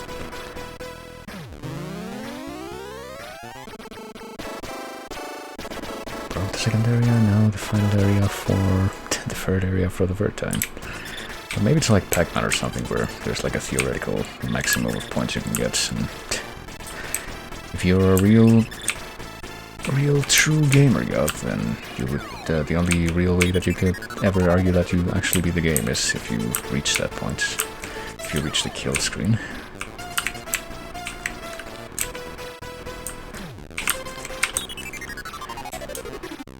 Yeah, and surely it's not gonna be like my second attempt at the, my first attempt at getting to the end of the game on the second run, which ended with me not being able to do that and just dying on this screen over and over until I actually run out of lives. Ooh, jeez. These purple guys are actually really scary, honestly, if you already know the whole thing, but yeah, I think we are about to... I don't know about reaching 150k, yeah we did, but that is the third completion of the game on the third loop. And how many lives do I have at this point, assuming that it's just gonna keep going? Yeah, I actually have more lives than I started the previous one with, so I guess I'm just gonna go crazy with these grenades. I'll attempt a grenade-only run. How does that sound? I'll challenge myself, because I think I am very much satisfied with my performance until I die. I mean, I guess I probably can't kill those guys with a grenade.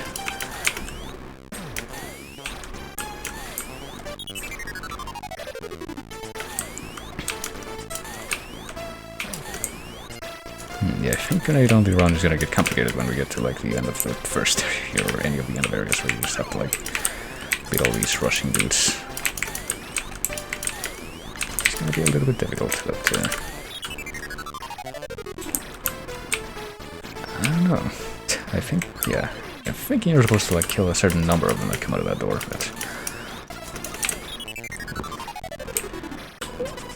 Oh goodness. But,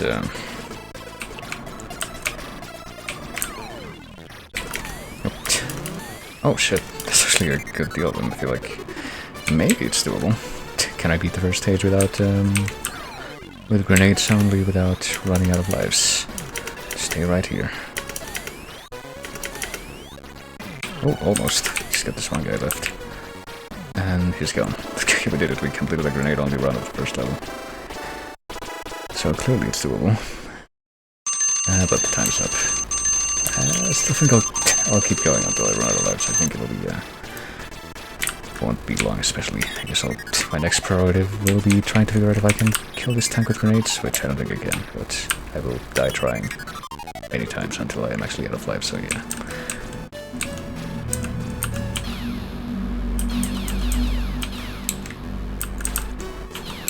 There we go, that is Commando, and I can, oh whoops, for somebody I tried to type, it was this.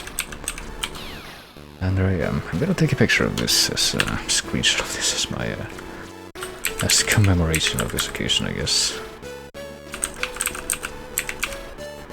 I wonder if I can also take a snapshot of... yeah, I can save a snapshot image with the emulator itself. That's nice. It's VSF. Wait a minute. Is this like an actual snapshot image, or is it like a save state? I think it might be like a save state type of thing, not like a screenshot. But I would have took a screenshot with the other thing, so it doesn't really matter. Yeah, I think this is more like a save state. So that's alright. But yeah, there you go. That was Commando, and I can now officially go to this page of my records with the chase quest, which I think is actually linked in the stream stuff with like commands and stuff. I can go to the main data thing, I can find Commando, and I can visually write down that I finished the game. At least 3 times over. Already done as far as the stream stuff. But yeah, there you go. That is Commando. I will bring back the... whatever the next thing is going to be in this playlist as I try to figure out what game I'm going to be playing next. I'm actually not even sure how many of these I'm going to be able to cram into this stream, but maybe a few more. I'm not going to be going like super late, but I can keep going until at least midnight, I think, which is in like a couple hours, so... let me see, let's just bring this up again. The window capture, I'm gonna figure out which face is like the correct one. It's this one. Probably put this there, yeah, that's okay. Alright, let's spin the wheel again, I believe. Well, if these things have somehow not been removed from the wheel, then I'll just veto it, doesn't really matter. What do we got this time? Oh boy. It is Level Up, which I actually am not entirely certain that I haven't played on the stream yet, but I don't think I have.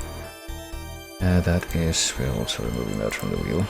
I'm just kind of taking faith in the fact that that is working the way it should be, but yeah, Level Up is one of the Flash games that I know quite well, and that actually managed to be my first successful micro-sub in the chase after like a really long time, an embarrassingly long time for it to be checked and actually brought forward.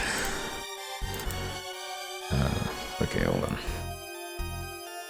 I can't remember which version of Flashpoint. I actually ended up deleting most of my Flashpoint data recently because I decided that I didn't actually need 700 gigabytes of Flash games on my computer all the time, because it does seem like the vast majority of those are very, very well archived by a lot of other people, so I'm kind of in need of space for other things as well.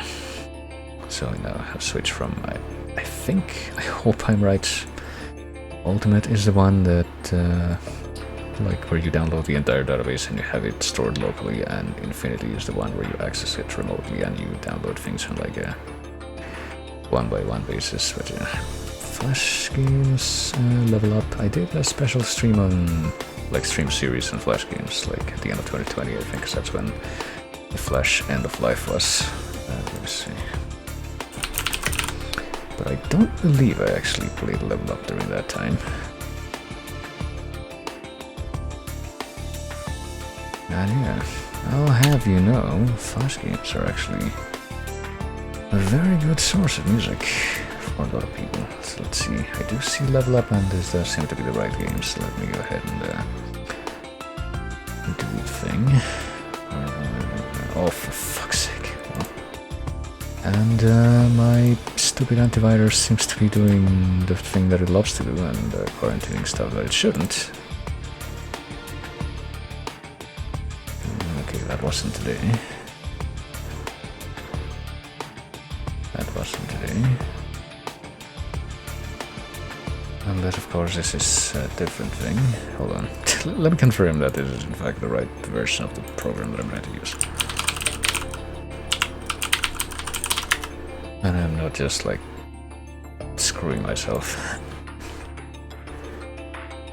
Yeah, download Flashpoint, let me see. Ultimate is the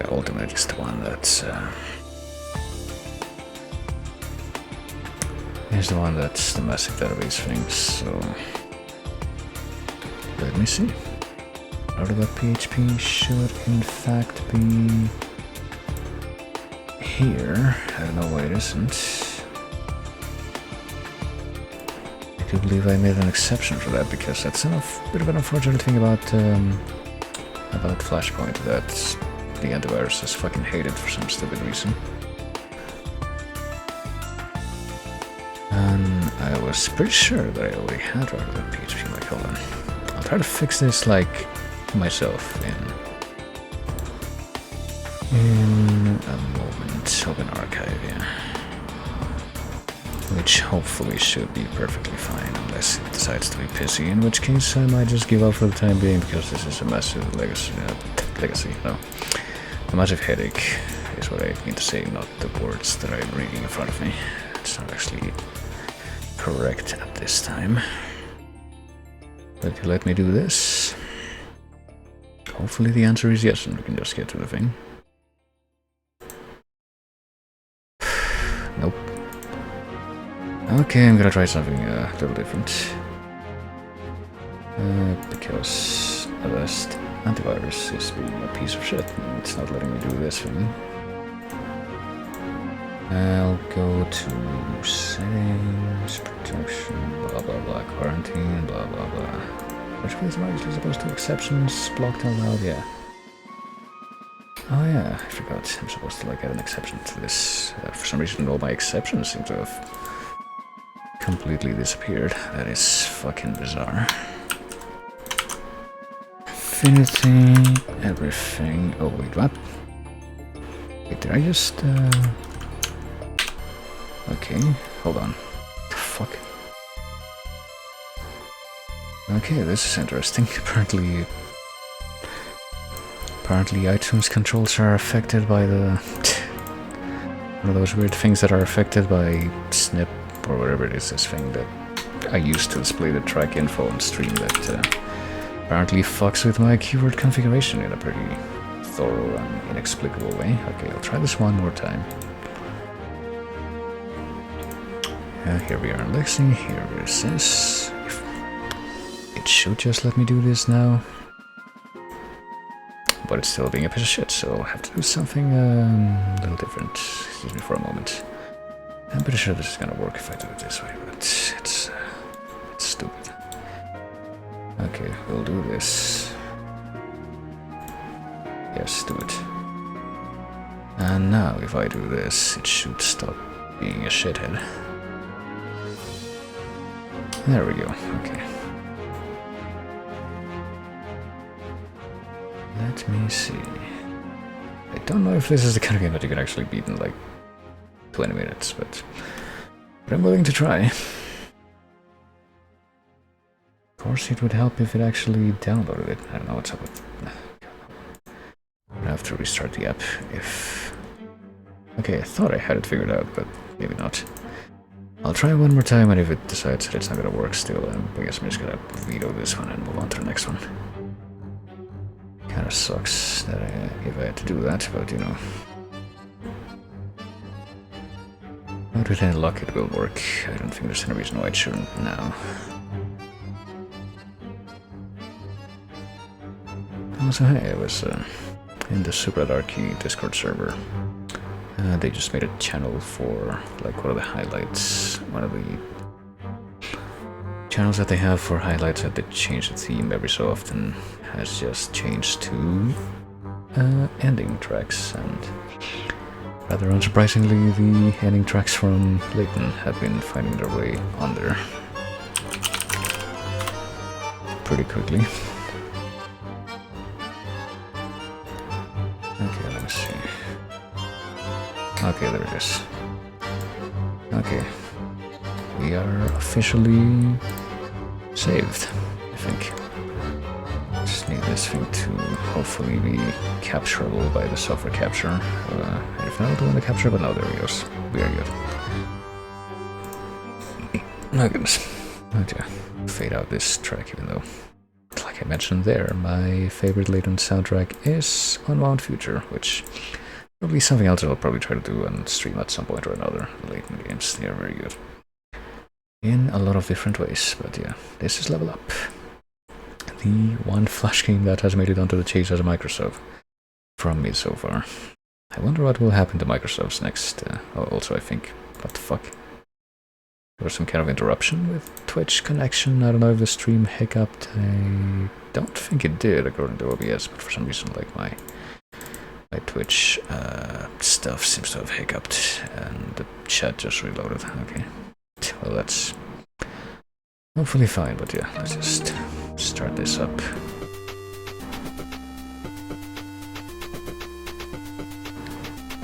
But yeah, there's another, certainly a few more Flash games that I would want to have as Microsoft's.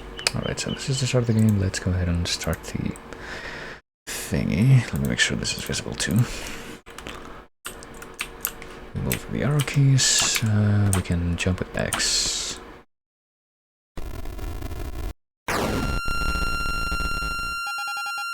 What on earth was that, says the girl. Why, it's this man's. The boy has wound up on the ground. What are you doing in the middle of my garden?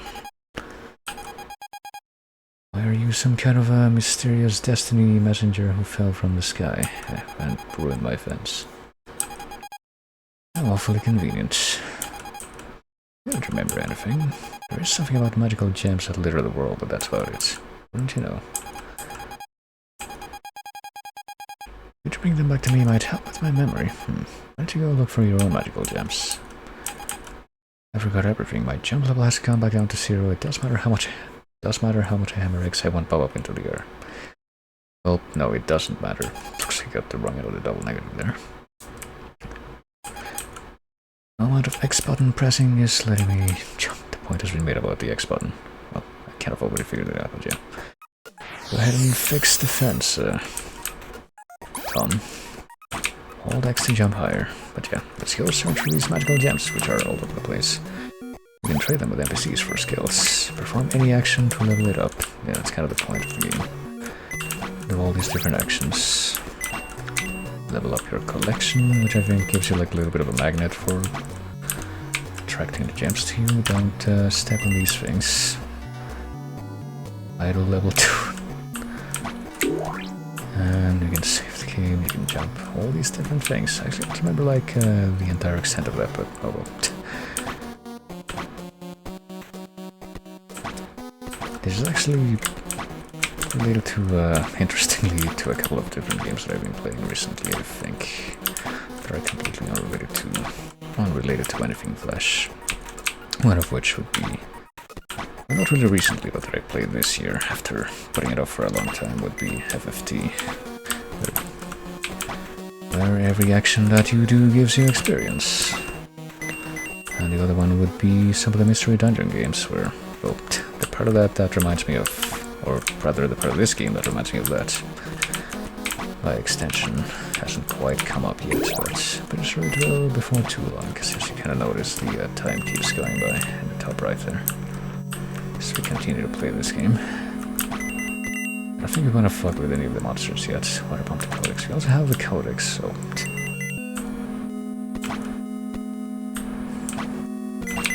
Which I'm pretty sure is like a little in-game glossary of just letting you know stuff. I don't think you can climb these things. I don't think you can, like, kill any of the enemies either, so they're just kind of there to be a nuisance. You have to go around.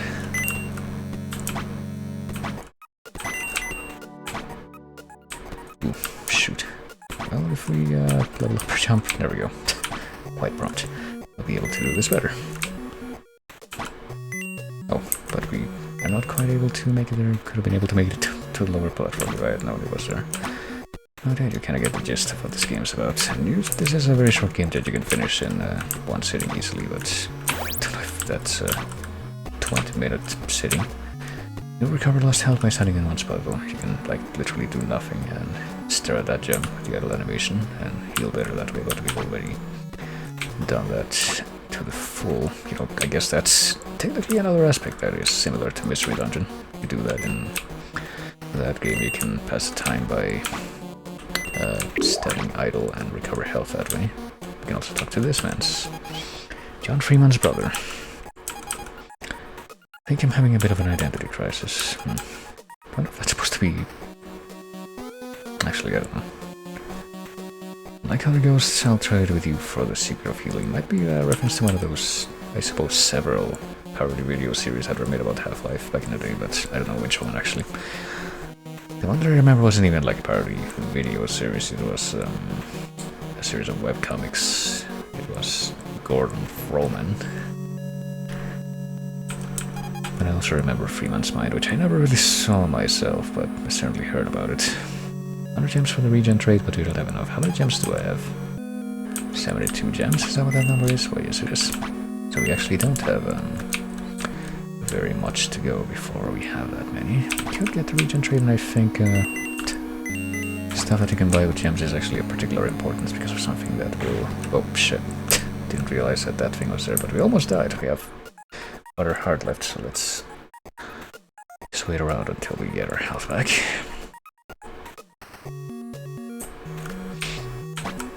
And try not to run into it like I almost did there. Be careful of the fucking enemies on the wall there. At least you have iframes here. Oop, okay. This could have been death. Didn't get lucky there. We need more fortitude. I guess you can see, I'm pretty sure those letters that fill up on the top right also represent how close you are to leveling something up. Running, jumping, healing, FC, I guess he is collecting. I don't know what F is. Fortitude? Yeah. So I don't think that's all the stuff that you can level up, but it's a good enough collection of it at least. Gives you a pretty good idea. I don't think we can get those gems there, but we do have 100 gems now. And maybe if we try, I don't know if we can also like go up this way. We'll level up our jump enough. Yeah, we can, okay. So we can check out what's up here. Medal unlock, I think that's for like Newgrounds medals, so that doesn't really matter for this right now, since this is completely disconnected from that. It is now 0:33 PM. Oh shit, didn't mean to fall there. But that's okay, we can just go back up with a bit more clarity to where the TV head dude was. I think those guys show up on the codex and you can just like tell what all of them are called. But I actually haven't even looked at it yet, but hey, we can get the regen trade now.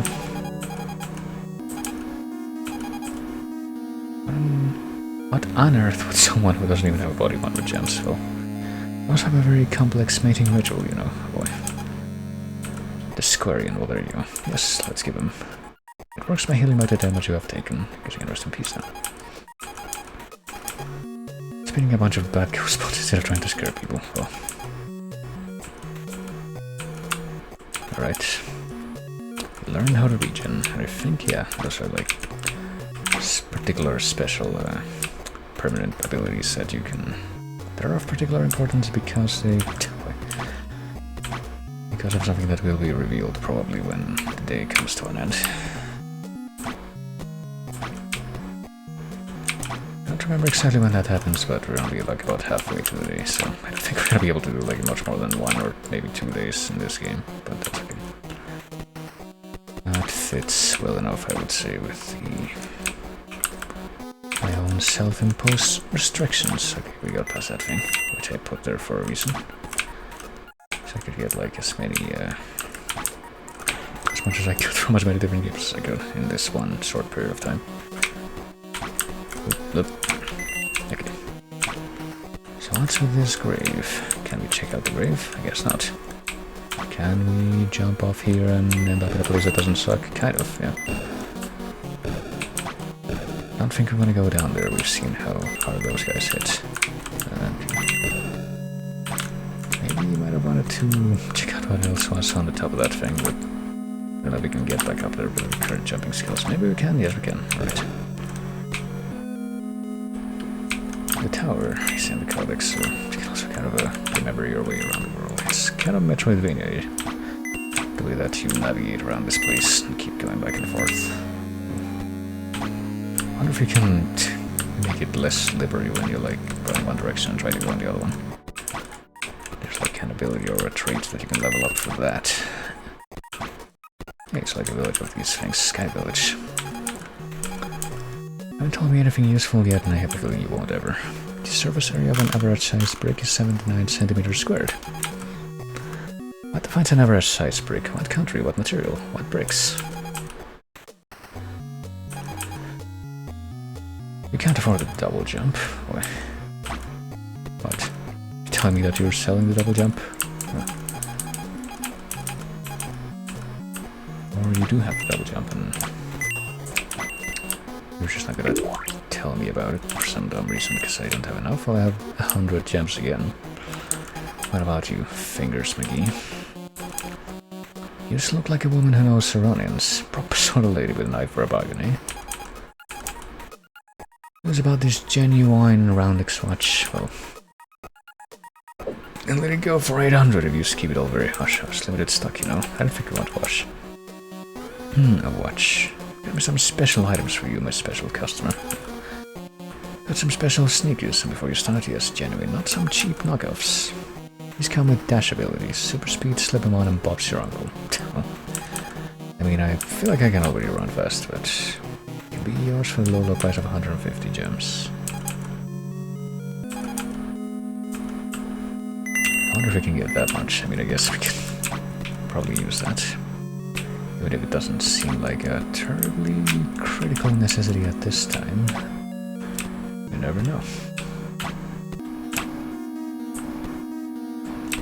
Doesn't seem like we can go very much farther in that village area, so I don't think we can go past. No, we can go past this boat, never mind.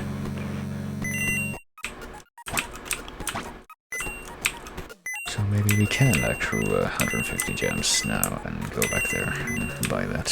We can go down to the mine. There's gotta be more stuff here. Ouchie, ouch. Alright, well. And I believe that's enough, yep. Let's see if I can make it back over there. Might as well prioritize that. I'm sure that would be a good idea.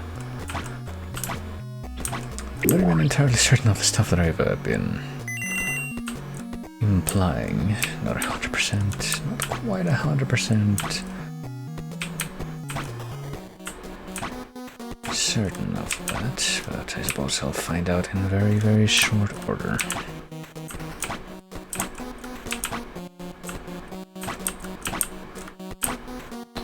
So we'll go straight down to... I guess I might as well talk to this guy. Hey, will you sell me the thing now? No, you won't sell me the thing now. Give 100 gems to you, huh? Hold on. I mean, it's a little tempting to see what he's gonna do. I can teach you this Korean secret of double jump, actually, yeah. Never mind. Double jump is totally sweet. It lets you jump twice. I can do it already. Wait, really? Can you jump again while it's your... Oh, that's what you meant. Already in the air. How to double jump to Codex. Okay, so yeah, I think that's a little bit more important than the other one. Fucking shoes. Now we can actually get up here. And spin around in the air. So what does this guy say? Nothing. Not sure how to comfort a baby with a television for a head. Maybe it comes with a mute button. Gems. Toy. You have to be really quiet, Raider. And the Raider skill, so there you go. People here have skills to sell you for gems. That's why you're probably gonna be coming back here quite a good bit. Pine wall and seal. Not only because I know it aggravates you, but because I know I don't have time for this, so... Everything, from the reason behind the Squarian and Roundite Wars to why this world has 2 dimensions and hundreds of magical gems. I do not spoil the ending for you, well... Always cover the reason behind it all, unless this window gets closed in frustration. And that has a different meaning now that we're playing this locally and not in a browser. For 150 gems I will tell you the hardest skill. Yeah, that seems... Well, like, all of these skills seem more useful than the fucking...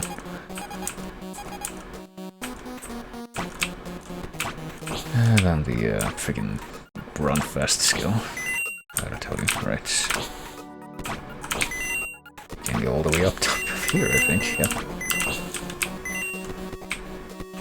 Still 50 gems short of being able to get everything we need for that skill though. Oh shit, didn't realize that wasn't the thing you could actually walk on. Huh. Oh, that noise is the clock. We're actually gonna be running out of time when it hits 6 PM, I think. Oh fuck. Or we might just die here. I don't know. Dying costs you an hour of game time. Okay, well, I think I wasn't even sure what that would do. But maybe that would just like make the day end, but yeah. Don't want the day to end before you want it to, as we'll find out in just a moment. Maybe, yeah. It's getting late and you start to feel tired. You decide to go home and sleep. So what doth happen when you go home and sleep? All this happens, as you will see.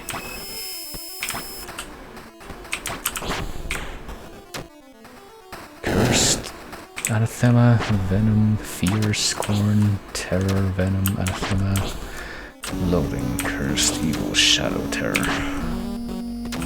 And I don't think...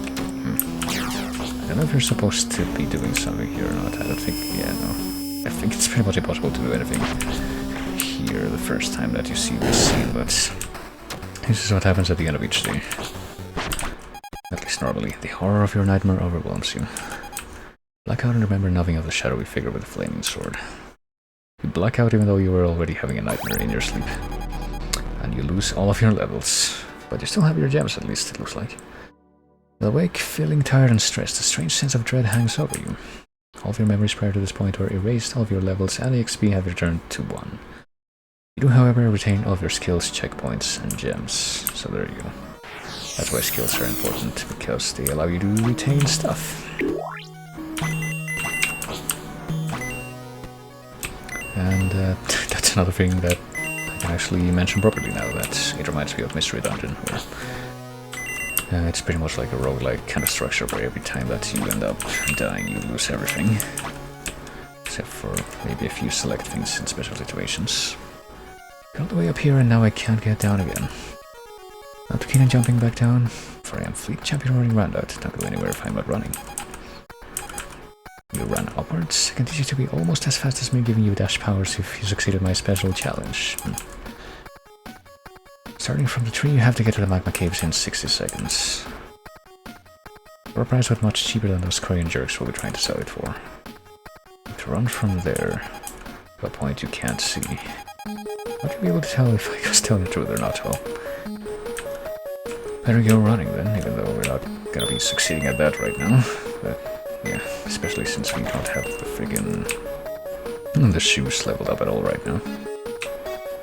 But yeah. Pretty much what you're supposed to do is a few different things. I think you're supposed to like collect all the skills, max everything out, and you can eventually like fight the nightmare creature. You're supposed to like do all those things and beat the nightmare creature and pretty much just get to the point where you can access one specific area, I think. And once you do that, you can in fact beat this game. But I don't think that will be possible within the next 2.5 minutes, so I guess I'll just try to gather enough gems to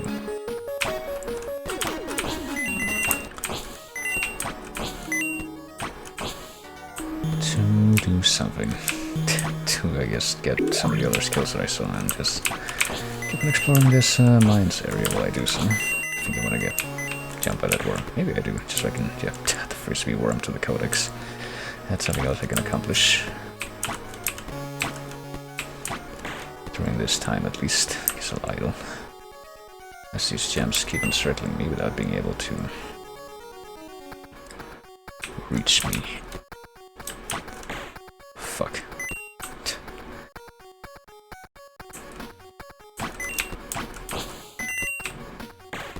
Oh, didn't realize that worm would be coming up from there. Wonder if I'll ever play like Earthworm Jim 1 or 2 on stream, since those are both in the chase now. They're gonna be. But more importantly, for the context of this, they're gonna be in my... They both already are in my my chase stuff database, which means that they can be summoned into my stream anytime. That I deem it so. I guess we can go all the way down here to the magma cave. Probably take tons of damage from magma. Don't quite remember. But yeah. So you can kind of tell if you know about the micro-submission that I did of this game for the chase. There's like the 2 day tracks, which are good day and bad day. And I'm pretty sure the way that that's determined is if you die to the nightmare, which will happen a lot of the time, you get the bad day. And at the start of the game and after you are able to start defeating the nightmare, you get the good day. And obviously credits plays during the credits and the night track plays when you're fighting the nightmare. That's pretty much all there is as far as the context for those. For those, that or those, one of those words will do, not both. Ooh. And there you go. I wasn't sure if I was gonna end up dying there. Let's see if I can get down to the Earth Village. If I can check that out, I'll consider. Oh, okay. Apparently I attracted another gem that went all the way here from there. If I can reach that, I will consider that a good enough stopping point. So yeah, this is definitely a short game. Like I said, you can finish it in one sitting, but not 20 minutes short. So that's the clock. Let me just get myself to a safe place and I will stop that. Reset that. I don't even remember what you're supposed to do to actually be able to fight back against the nightmare though. Because I mean, you can't really like do anything to things right now, the enemies. I don't think you ever can kill the enemies in the normal world. Maybe you can, I don't remember, but Hulker strong and Hulker tough. Hulker big and Hulker rough. Hulker ripped and Hulker buff. Hulker rip all Squarians up. That last one didn't even quite rhyme, but Hulker shoves Squarians through tables. Hulker love those tasty bagels. Hulker win the title belt. Hulker causes ice to melt. Hulker heavy no chaperoni. Hulker taste of pepperoni. Hulker best by huge degree. Does girl like Hulker poetry? Not really. Hulker sad and Hulker sour. Hulker worked on that for an hour. Hulker's skin is very thick. Hulker got an awesome trick. Teach you finger 3 Hulker special ability. Hulker, he is pretty hardy. You can be too. You will soon see. That didn't rhyme. Take damage 5 times in a row, don't touch the floor to the final blow. Hulker strong and Hulker tough. Hulker big and Hulker rough. Hulker ripped and Hulker buff. Hulker ripple square and stuff. Well, he's just looping now, so... yeah, so I guess that's another thing. You can get some of the skills either by just paying for them or by doing a certain challenge, but I think just paying is easier, honestly. Hey, you know. You don't get it, man. There's a revolution going on. Get those Squarian cats, man. We're gonna bring them crashing down even though they're dead. You wanna help? Not if it's gonna involve property damage. So there's a ton, that's pretty spelling of gems around, and we need someone to really quickly collect 11 a day. Oh boy. That'll send those Squarians a sign, you know. They'll be all, whoa, where did all the gems go? And you'll be like, hey, I've got them. They'll shock their reality to the core, man. Get 450 of them, I'll sell you my old radar guitar for 50 of them. Well, seems like a pretty good deal. Why would I need all those for? You just don't get it. Well, I mean, we're not very far from getting 450, but I don't know. Guess I'll collect all the gems in the immediate vicinity and see if that counts. Come back to this and have that be the stopping point. The mumble rats have gotten out again. And yeah, that's just quoting Alice in Wonderland. Come back anytime, sweetie. Bring that nice boy of yours down as well. But you already all know about that, Jesus. Small world, I guess.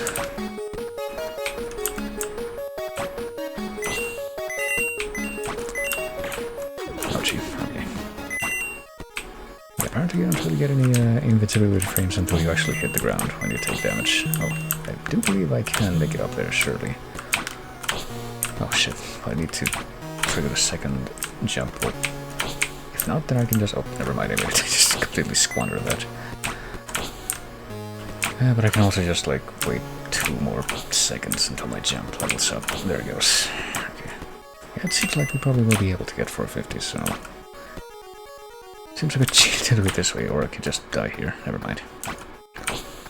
Guess I am completing 2 days after all that looks of it. Dang, I don't really know where the, I can collect ghost gems, but the counterparts are total, and they do okay, but yeah, the ghost gems just show you, like... you can get them again, but if they're ghosted, then that means that they can, that you've already collected them at some point in the previous cycle. Right, so that's 150 gems. Let's see if I can... If I go back down to the... Damn it. You know what, let's just hurry. It's not like I'm gonna like actually thoroughly complete this right now. Go back down to the village.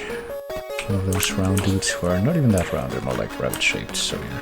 Somebody kinda mentioned that this music sounds kinda cave story-esque. And I guess I could have agreed. Let's just get our health back real quick. There's also the superficial resemblance between the Mimigas and the like round rabbit people in this game, I guess. Okay, we have 150 plus right now. Dried grass team 2. Okay, I guess I didn't count. Never mind. Because we have 150 gems plus total, but I guess because we didn't collect them all in the same day, it doesn't count. So, oh well. That's, what the fuck? Okay, I guess falling in lava isn't a death sentence like I thought it was gonna be. I kinda wanna kill myself a couple times just so I can complete another day cycle. I guess... I don't know if I'm gonna like come back to this save for this game, but I guess before I do that, I can go back up to like the Sky Village and just buy more abilities there with all the gems that I have right now. I can actually find out how to get back up there from here. Ooh.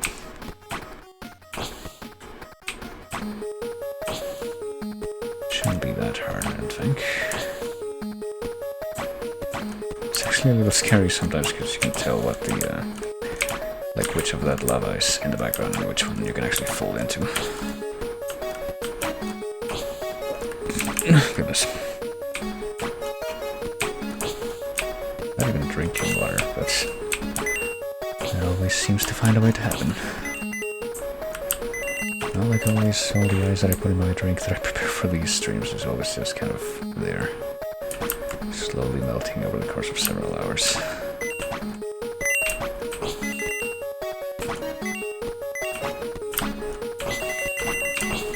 Okay, so the day's almost done, I'm pretty sure. Sure would be nice if I was able to get back up there before that happened, but let's see. So, let's see. So this dude up here will probably sell me something. Now that I have all this money. Is this gonna be enough? 150 for the radar skill? Sure. Hovering around me and flying towards the nearest gems to my location, which I think that's another part of the challenges that you have to do to beat this game. You have to collect every gem in the map at least once, I think, or maybe collect them all in the span of a single day. Not sure. For 150 gems I will sell you the hardest skill, sure.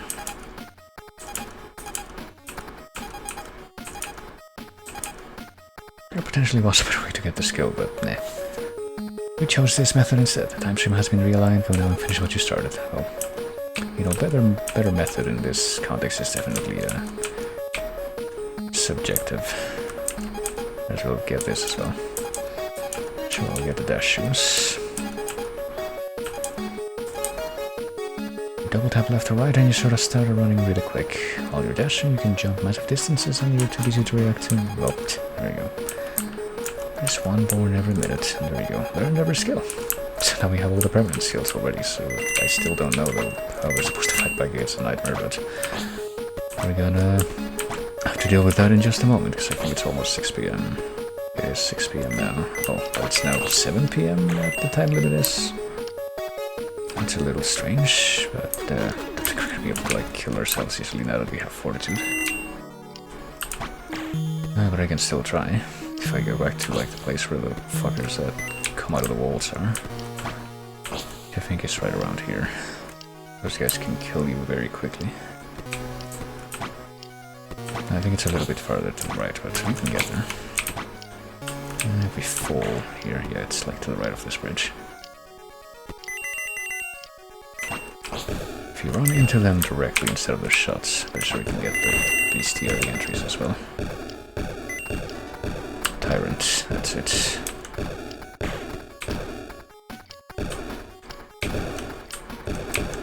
If we get hit by one more of these shots, we can almost die, but not quite. So what will happen first? Will we die? Never mind, we run into that thing. Wait, what? I think the time actually went backwards there. It was about to turn to 7 PM, but apparently not anymore. And yeah, we'll do the nightmare one more time, and then we will... And then we will do the thing. Because I thought that maybe what you had to do in order to beat the nightmare is literally just survive. Survive for a while, but... yeah, I think that might be something to do with it, like just... wait for the nightmare to sound like the rocks, and then get the rocks to fall on the nightmare itself.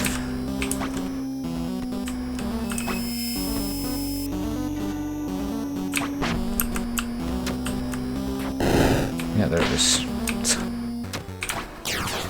So do that and survive, pretty much. Freaking forget that this thing is like... on my side. Oh shit, and there's like more you can do, but... yeah, I think we're gonna be able to beat the nightmare on just a second try. It's probably possible, but... ow. I am really equipped for that. Just like, get this thing to get hit by the rocks, and then... oh, Jesus fucking... collect like as much of the little black sparkles that it gives off as possible. Jeez, these things always fuck up.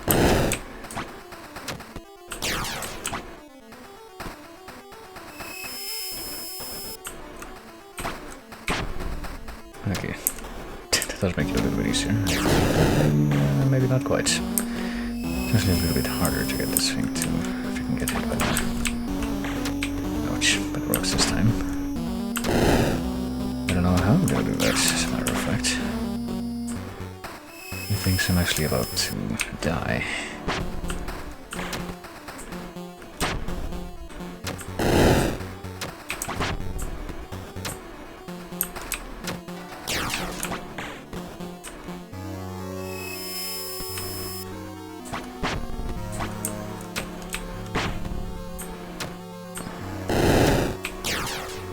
I don't know how to bait that thing to go into the rocks anymore.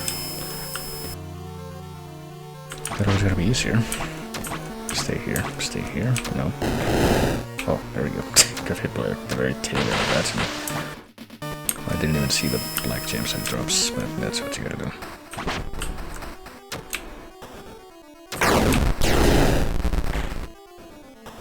Okay, so just kind of follow it after it drops the rocks. Oh shit, so do this first, or not, never mind. Don't get hit at that point, because then the rocks won't be able to track you at all, or at least not when you're at any point. Oh, shit. When you're not near that guy at any point. That's the important part. Well, unfortunately, I do seem to be quite accomplished at staying alive.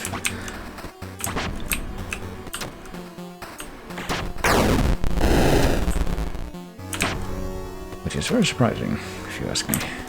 Oh, okay, now I might be about to die.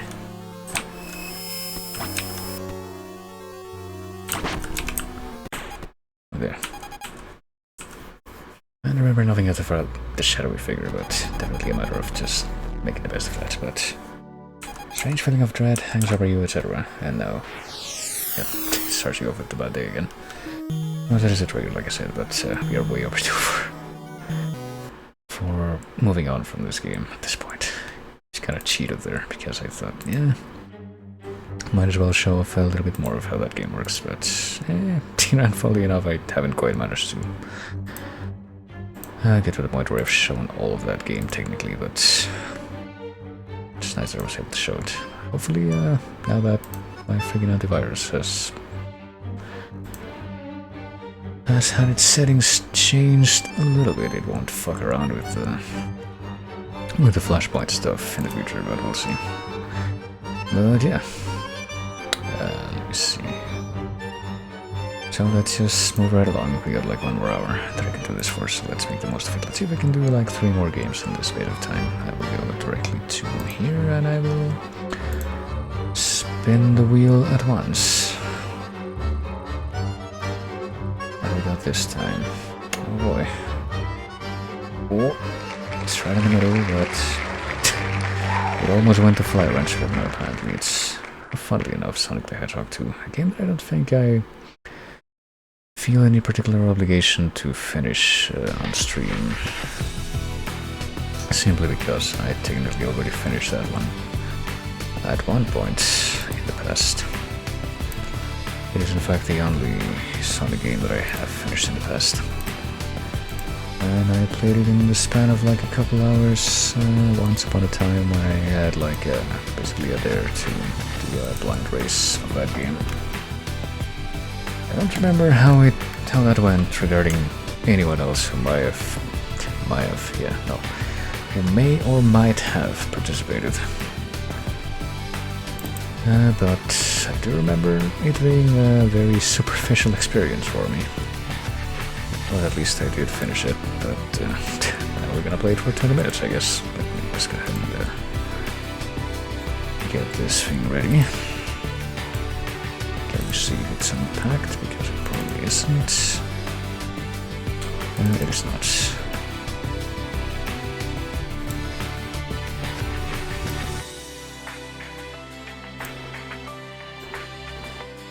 Let's see, documents, etc. Sonic 2. What a weird thing that the only Sonic game, or at least the first Sonic game to be selected in that, would also happen to be the only Sonic game that I've managed to play so far by myself. Or not really managed, but just happened to play so far. Sonic and Miles Tails Prower in Sonic 2. And as slow as I am to do it, I think it's time for me to fade this out and go to this game. Let's see. Oh god, it's just like, what's going on? Is it supposed to look like this? Split screen kind of. I mean, this part looks different, because I do know that this apparently has like a 2-player mode. That seems like a weird way to do it or so. But now we're doing 1 player. And I believe that has effectively started the game, so let's see.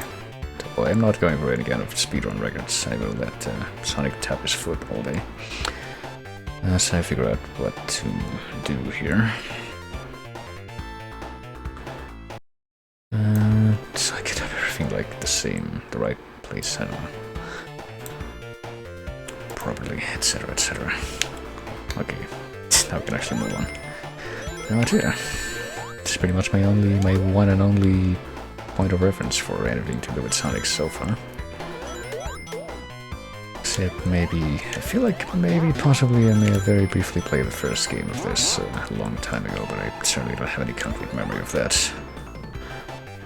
To be honest, I honestly don't know that I would say that I don't necessarily have any concrete memory of this either. I just remember like one stage theme from this game clearly, and that is, well, ocean temperature is not quite far into the game. I'd say that it's a very long game, otherwise I would not have been able to finish it that one time that I talked about. Okay, what if I just keep going backwards this way? No?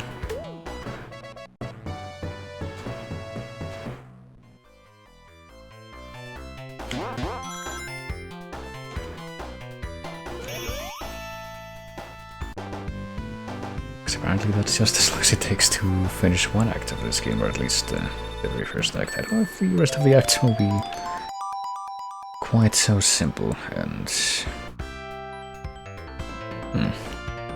yeah, I think now that I am hearing this and experiencing it a little bit more concretely, I guess it wasn't until Sonic 3 that like each of the 2 acts in any given zone had like its own theme, instead of the entire zone just having like one track that plays. Which is certainly more convenient for my purposes, so Christ, I can't get past this loop unless I'm going fast enough, can I? Okay, well. It's more like a move that you can do. Yeah, there you go. That's probably what I want. Spin dashing exists, I guess. I will make use of this.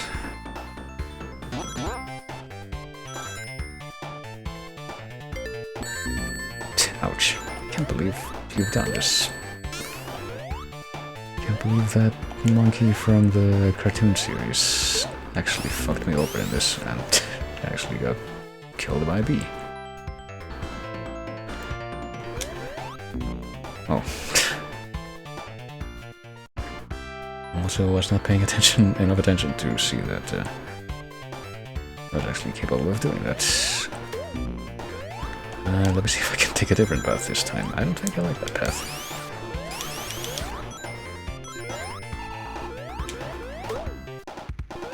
Oh, yeah, I will take this.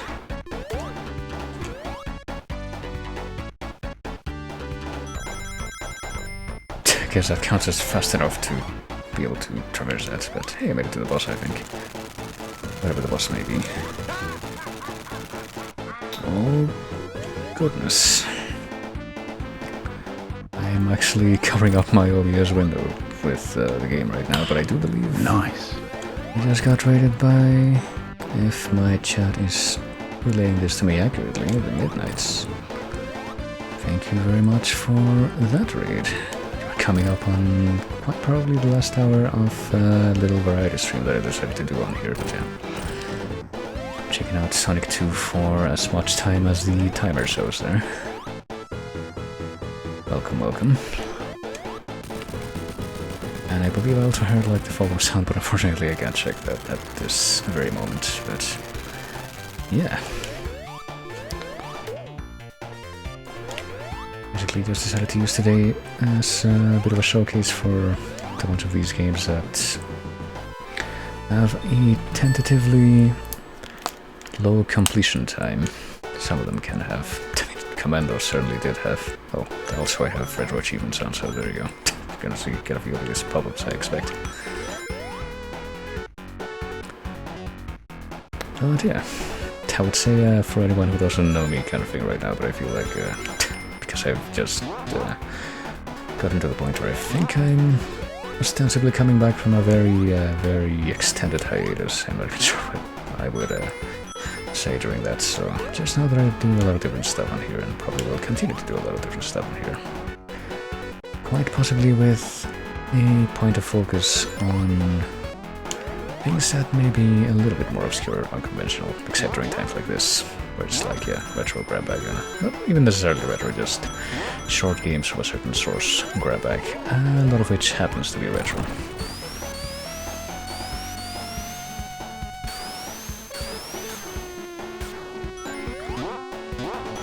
I'm just kind of trying to squeeze as much out of each of these games as I can. I'm not even sure if I'm going the right way here, but I suppose that's something that I can probably say about many different situations when it comes to Sonic. Oh, looks like I was going the right way. Let me take a quick look at the OBS window. I feel like that probably might be a good idea at this time. And I can probably also take a quick second to... no, that's not the right window. This is the right window. To take a look at my control panel here, maybe, possibly. Yeah, there it is. And say thank you to Scuderia Karma for the follow. Welcome in. Why do you have such a relaxing voice? Well, I don't think that's necessarily something I can actually explain, but it's always nice to hear when people think so. Oh goodness. And sometimes it doesn't stay quite so relaxing, but I do feel like today is one of those days where I haven't necessarily seen much of a reason to make it otherwise, so need to get my retro box hooked up, retro achievements out of one of these days. Got done with retro stream, ended up being McDonald Treasure Land Adventure. Oh nice, yeah. McDonald's Treasure Land Adventure, I feel like, I mean I'm guessing based on the name that that's probably like a McDonald's tie-in game, which I assume is also retro. But I feel like the only game with that description that I could think of on a whim would be My Kids, probably.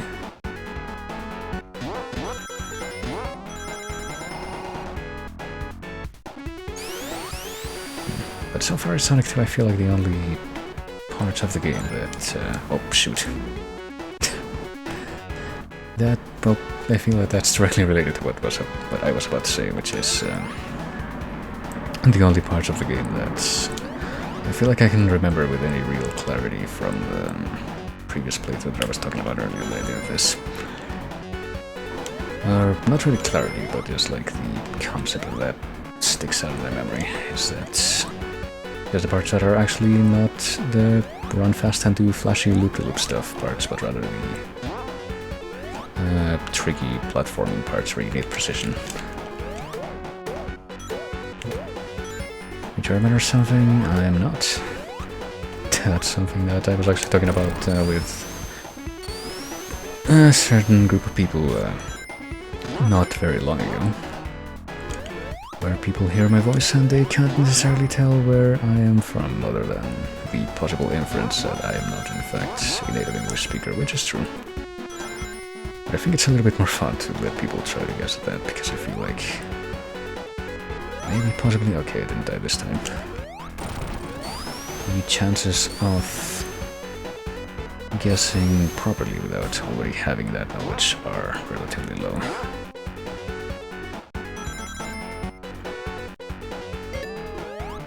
I do believe that's the... I mean, I'm assuming rather, that's the like halfway point thingy, like the flags or the thing with the stick in Mario World. Of course, I can't really see the... oh, come on. Oh, shoot. I probably shouldn't have done that. Can I still save myself, though, is the question. If I go over there, I guess.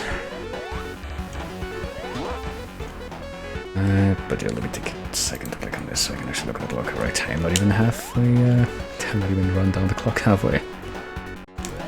American, well, I do live in America, just not in the United States, if that's the actual implication there.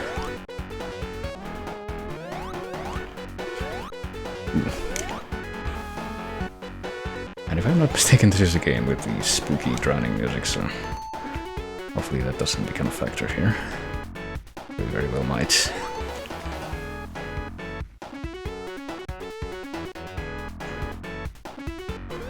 Armenian, also not quite correct. Oh shoot, I think I'm also dead now.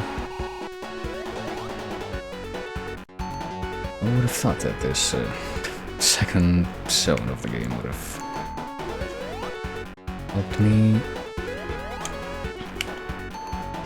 or led me to this very... oh yeah, there it is.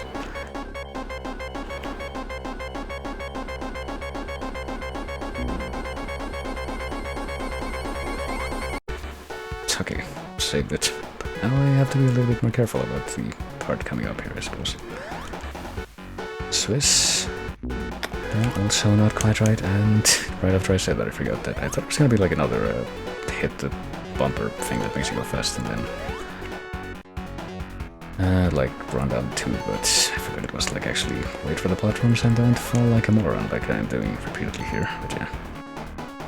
I mean, I did mention I am American, just not from the United States.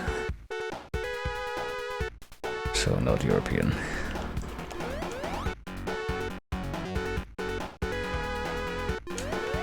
Ooh, fuck. The question is, the next question I suppose would be, will I be able to get out of this before the time runs out for this game? Oh goodness. Oh, this could be bad news. I think I'm pretty much in the same situation, but I did manage to save it last time, so I would like to imagine it'll be... maybe not. The clock does seem to be going a little bit faster this time, and I didn't manage to get above the water that time. Oops. And that's actually game over, not just like lost life. But yeah, this should be, well, I guess we can continue at least. Honestly, a pretty good indication of how well I'm probably gonna end up doing at Sonic games, on the whole. And yeah, Brazil, not Brazilian. That is also not quite right.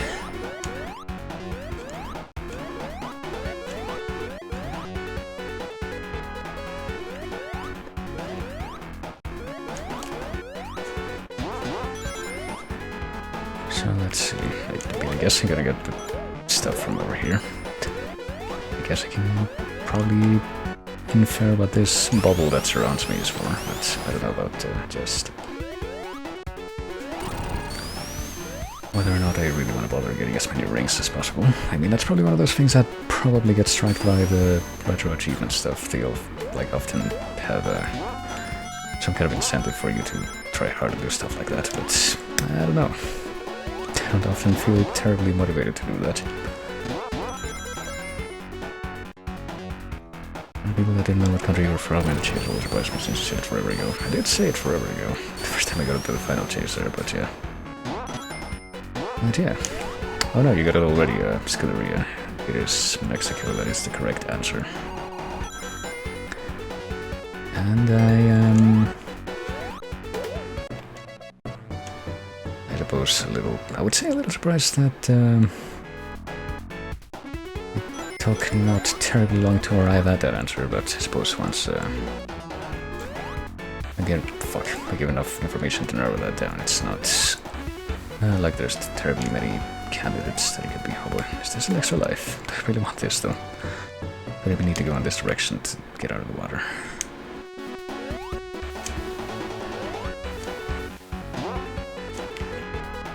Okay, so it does seem pretty obnoxious trying to figure out a consistent way of...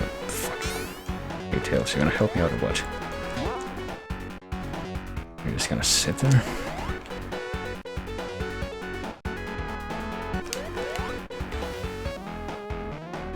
Well, have fun, Tails. You can fly. Surely you can find your own way out of that one.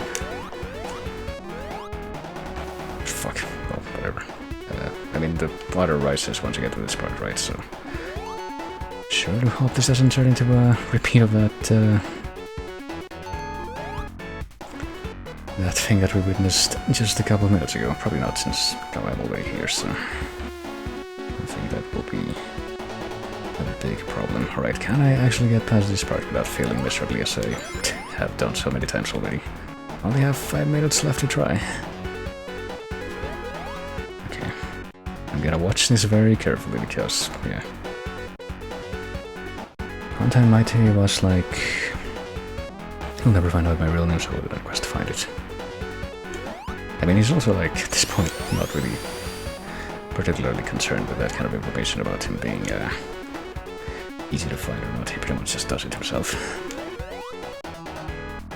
5 minutes here. Not surprising. In light of... I'm pretty sure even in light of circumstances at that point. What I wonder...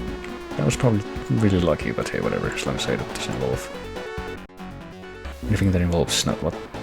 Okay, wasn't really expecting that, but I suppose now I am. Do you know who Sergio Perez is? I do not. I know who, I know of a certain musician whose name I'm actually forgetting right now. But he did the music for the movie, so much lucky. Oh boy. Well, I have 3 extra lives, so... I'm able to actually get past this again. I wonder if I'll even be able to get past the second zone here. Okay, why am I... something route here? Oh, okay. I'll take this. The question is, can I... Well, this thing isn't moving, so there's not like a big risk here. Okay, now that I know that the platforms here are gonna fall away on the edges.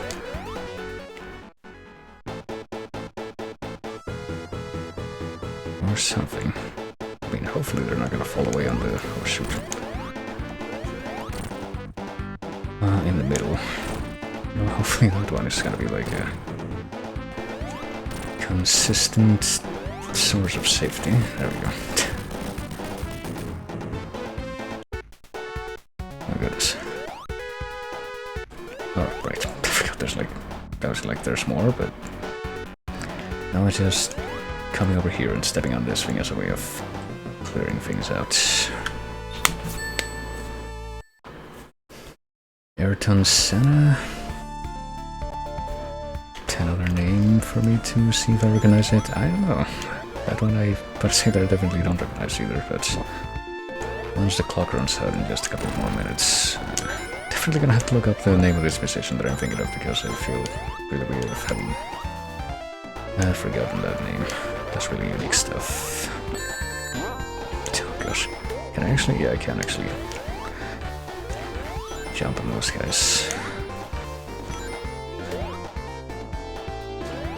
I almost didn't realize, but this is Aquatic Ruin Zone, right? I wasn't like really paying attention, but I remember this track just because it's the one that sounds like it's the good, the bad, and the ugly, except not.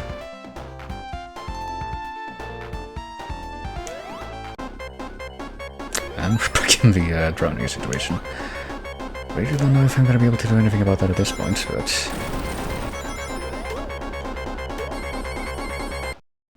You know, this whole area seems to be underwater, so I don't know about what I could have done about that. Just try to not take the low road, I guess.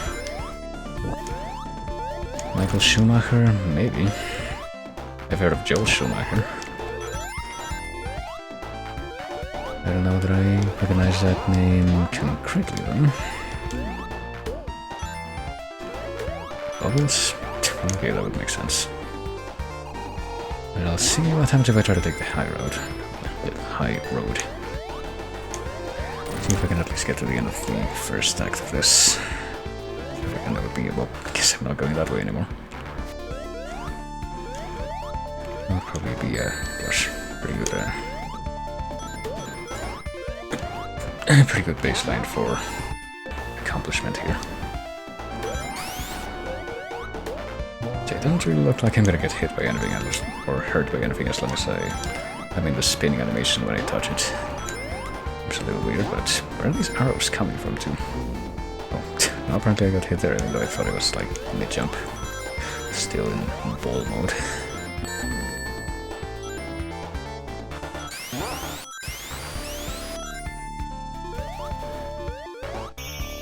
And there we go. We got not quite 30 seconds left on the clock when I go through Act 1. Guess I'll just go through Act 2 until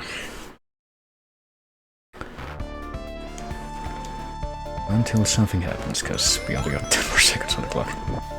Surely you know who Fernando Alonso is? Well, I know who... Like, the name maybe rings a bell. Yeah, apparently we can get air back from these bubbles here, but... Well, there's the clock. I mean, I know who Bernardo Skinker is, I know who Alberto Chimal is, I know who Luis Miguel and Juan Gabriel are. I know a lot of Mexican artists and people. But there's certainly a lot that I also don't. Hold on. Oh, the bubbles were right there, but I guess it was too late. So I think that's actually gonna be my baseline for being like, oops, I guess that's as far as I go. So that was Sonic 2. But yeah, let me look up this one musician's name because I can't believe that I forgot about it. He made fucking So Much Lucky Eye and Ingesu. It's something... No, I'm thinking of Bernardo Skinker, and that's somebody else. It is... Enrico Capella, that's his name. Who has done some very, very bizarre and interesting stuff with classical instrumentation. I am going through some of these names right now as well. Fernando Alonso, or at least the one that I get, is Spanish. Sergio Perez is Mexican. These two are apparently race car drivers. Which admittedly is a circuit that I don't follow at all, no pun intended. Ayrton Senna is also a race car driver, but he's Brazilian.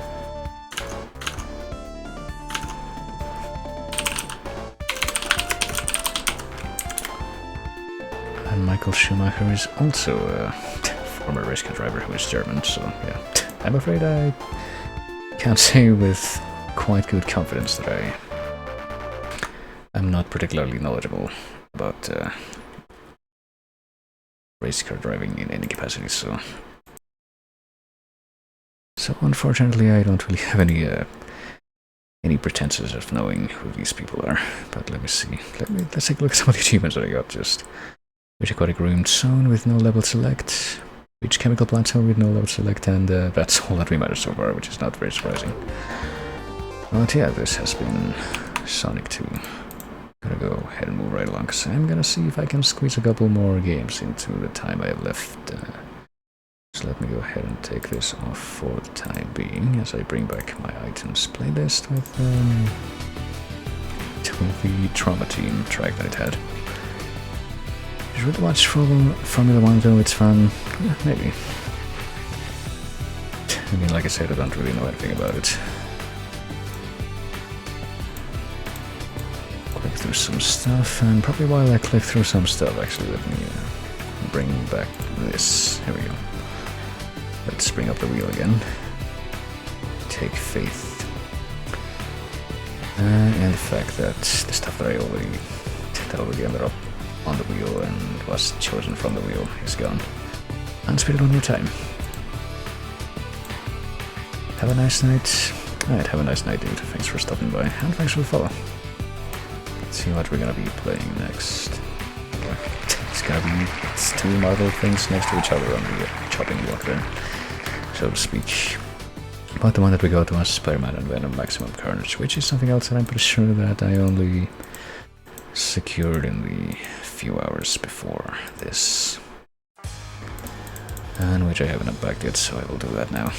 And it's yet another, I mean, it's not terribly surprising considering that by necessity the nature of these games is gonna be similar to that to some extent, like fighting game stuff, short platformers,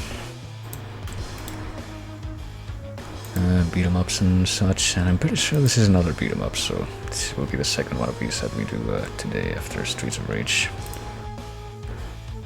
So let me go ahead and find it here. Spider-Man and Venom Maximum Carnage is here. This is one that is technically not in the chase yet. It is still in submissions, but it exists.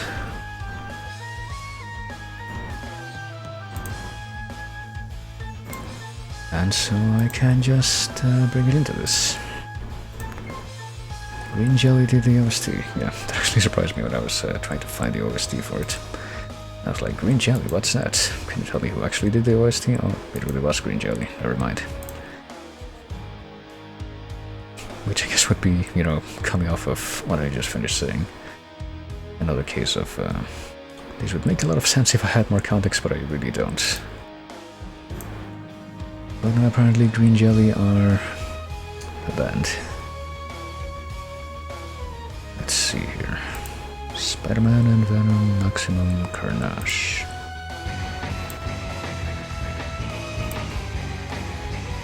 And I did recognize this track that was playing before it from Hyrule Warriors, which I'm pretty sure is gonna be, well, after I do like my next Castlevania submission, it's gonna be the next thing that I submit. But here we are. It even says Green Jelly in the intro, as you can see. There is a soundtrack for this game on vinyl, they just couldn't use the name. Well, even though they did the soundtrack. Yes, it's it might be something comparable to like the changes that David Bowie did when he released the soundtrack that he did for Omicron. It's owned by Disney. Well, it wasn't owned by Disney when this came out. I guess that must have been recent then. Oh my god. Can you believe it? It's the Meme Man, even though he wasn't the Meme Man when this came up. Or came out, I mean. Literally just said that.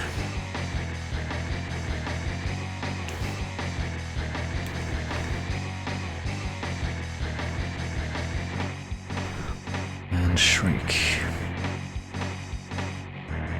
And Doppelganger. I wonder if we're gonna be seeing all of these characters, or if most of them are just gonna be like the bosses of the game or something. I mean, not that. I'm probably gonna end up playing through the entirety of the game, obviously.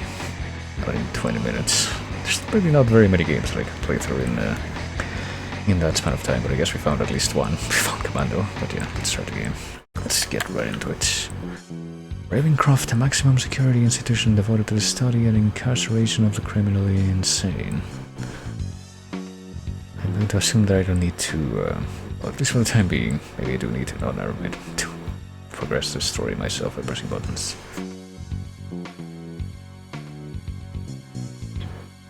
Officer Resnick. I wonder which of these guys is Officer Resnick.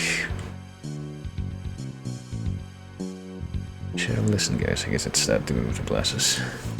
Should have listened, guys. I warned you.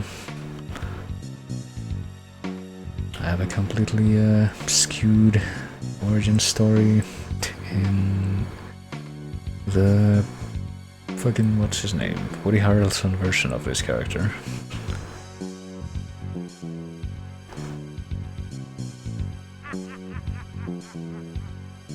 Should never trust a raving lunatic, even though it's pretty much just a reinforcement of what I just said. So in that sense, I definitely told the truth in the moment, but yeah. It's just making me want to remember how, like, speaking of the chase, once, like, the watch through of X-Men is done, probably should move on to the 90s Spider-Man cartoon as the next thing, which is the one that I actually remember watching, like I mentioned. Spider-Man and Venom are bound to come looking for me unless I played smart and go after them. Not like in the cartoon version of this very storyline where Carnage just shows up for the first time, where instead it's like Baron Mordo doing, like, pulling the strings behind the scenes so that he can help him bring Dormammu into the Earth or something. Don't remember exactly how Carnage comes into that, but it's just like, yeah, work for me and help me bring this god of death to the world, and you have it like something you can do to help make that happen. I don't remember how it goes, but it's been quite a while since I saw that last, so I think that's excusable.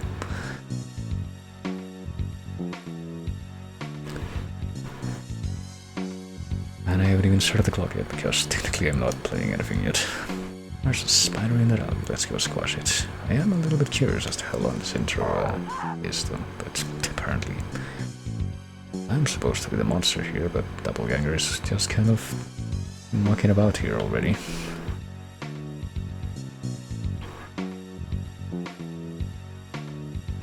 Sort of cute in a second range sort of way. Alright. Of course, I don't really know anything about the comics version of Shriek, so I can't speak to that characterization. Meanwhile, the actual Spider-Man, I guess, is just doing the Silver Surfer pose somewhere. Maybe in midair. It's not very clear. No, I guess he was.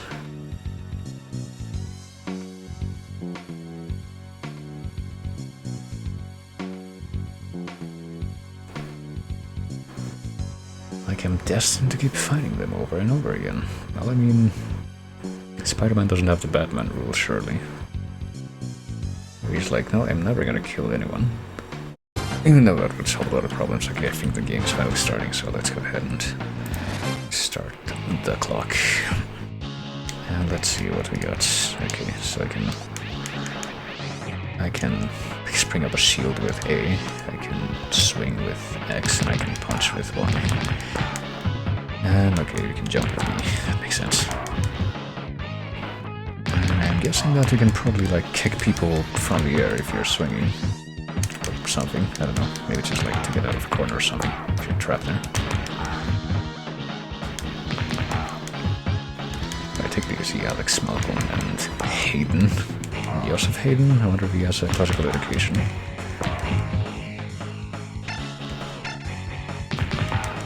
And Billy and Mike. So it's one of those games, I'm pretty sure that I played like at least one of these back in the day when I was like just a very bored teenager playing as many emulator games as possible, but it was not this one, it was the Batman Returns beat 'em up. But it was also on Super Nintendo, so I really remember playing a few games that had this sort of style of beat 'em up presentation and aesthetic. Sure as hell never beat any of them though.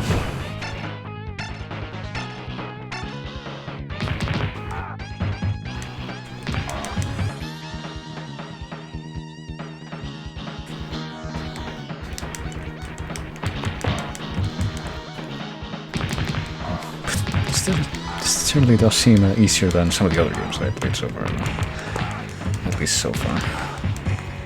level 1 of this game certainly seems easier than level 1 of Streets of Rage.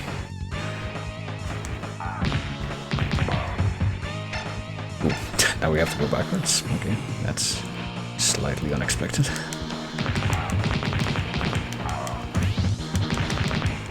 I don't really see the point of swinging around, I gotta be honest with you. It just kind of leaves you open for a little bit. Well, I guess I can take this.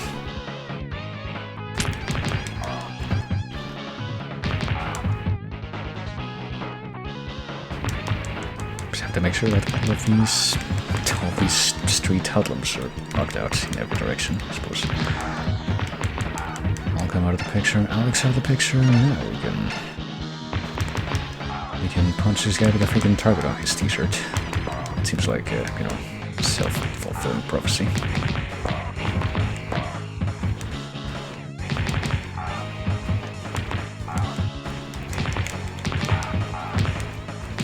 Just kind of juggle back and forth when you're surrounded by one dude on either side.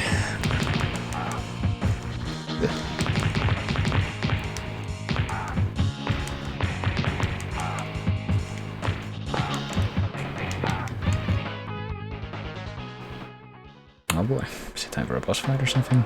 Already. No, it's Lizzie and somebody else. Dana. Most notorious Spider-Man villains ever. Okay, apparently A is not just for the shield, it's for like web stuff, I don't know.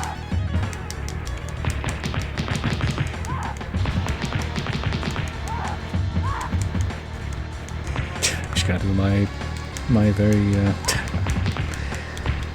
very trademark Golden Axe strategy, which is just standing on the edge of the screen and not allowing anything to come closer from that direction.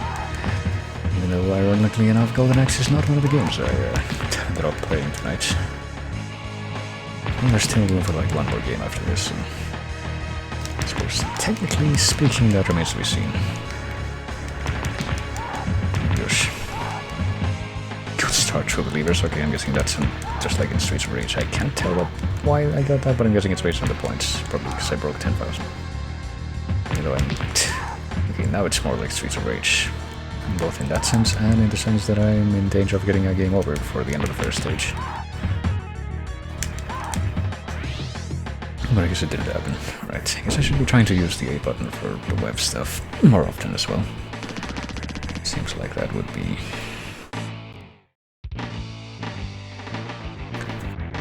That probably will be more of a necessity, perhaps. Because I can't just... Okay, now I guess I can have no reason to swing. Maybe. Oh gosh, what the fuck? Why is floating crap down at me from above? Oh, okay. That's rude. I'm guessing the spiders, that the arrows aren't just to tell you where to go, it's the spider sense as well. You also see like the lines above his head. Oh, I'm trying to, for fuck's sake. Well, I game over it because I couldn't quite figure out what to do there, but yeah.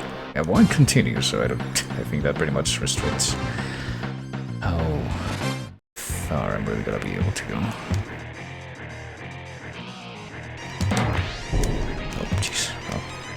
So I don't have to jump off before I use the web here.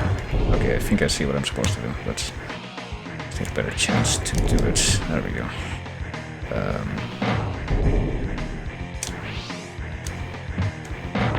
Fuck. Okay, I think I'm getting a better idea of what to do. Well, I guess it's like this. Okay. Definitely took me a hot minute before I realized that more comfortably though. Well, here comes Doppelganger, I guess. Maybe he was the one throwing lightning crap at me. Nope, maybe not. Probably he was off the screen when that happened, so jeez, well, all the way back down here I go. So I guess the purpose of this stage is in fact to not get fucked up by the stuff that keeps getting fired at you. It's not to... Oh, I tried. But now I'm all the way back down, really? Oh, jeez.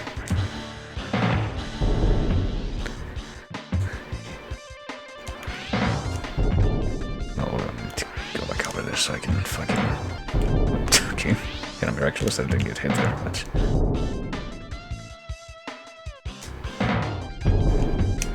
Wait, what the fuck?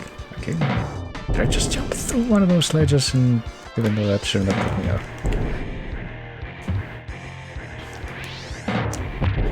It's a little bit difficult.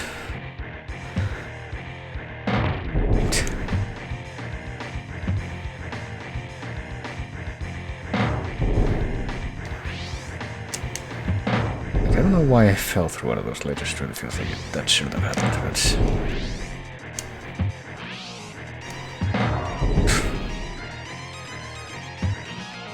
oh dear, this stage might be the end of me, just in light of all this. I guess you have to do this all the time. And even if you follow the directions, you're still not protected from getting hit. I guess that tells you like which side of the screen you're supposed to stay on. That's it. Okay, now we can... oh, come on.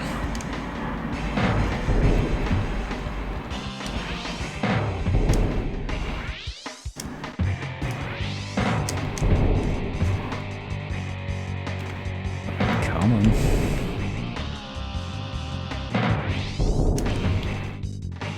Okay, stay to the left and you should be fine. There's definitely a rhythm. It's not the easiest rhythm to divine, but there seems to at least be one.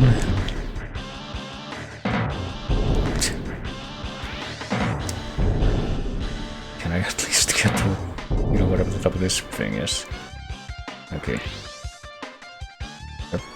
I still want to know what the fuck that yellow crap that keeps getting thrown down at me is. I feel like it's pretty important for me to find that out. It tells me to go up. But I assume that's because, yeah, this guy's coming up. Oh, I made it to the top, so I was almost done the first time I went all the way up there, but... and they just decided to, nope, you're not getting off of this stage until you learn everything there is to learn. Okay, so I guess that is Shriek. And Doppelganger is just kind of on the floor, but we ran out of lives already, and I don't think I have any more continues, so I wonder what that means for me. I think I already know what that means for me, yeah. I could kinda smell it in the air, so... well, at least I now have this knowledge for when I get up to that stage again. And yeah, look, it's the one good game that LJN made us posited in that one certain series. At least we can skip the story this time.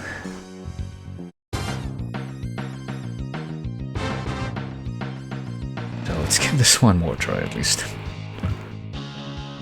The beat 'em up part doesn't seem like it was that complicated. Also, these guys with the freaking trench coats. Spider-Man probably doesn't appreciate how they're trying to kinda half-ape the Gambit look.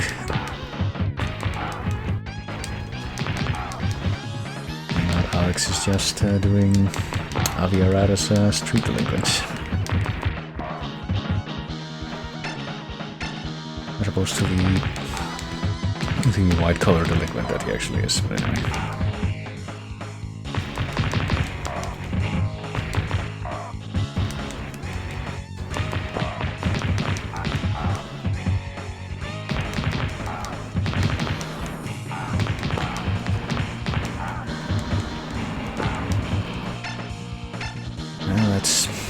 Let's hope that it will be better when I get to that part again. Oh yeah, I should, you know, actually probably do this.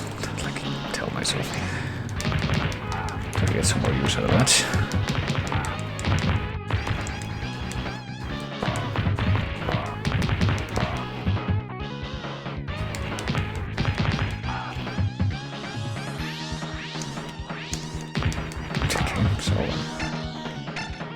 So sometimes you shoot that forward, but I guess when there's no one around, he just makes a shield, but that seems a bit counterintuitive, because how is he gonna make a shield when he actually maybe needs it when, you know, there's people around? I don't know. I should experiment with that a bit more, but kinda don't want to. Okay, well, he can make it that time, but I guess guess there's not much of a point in doing it in this situation.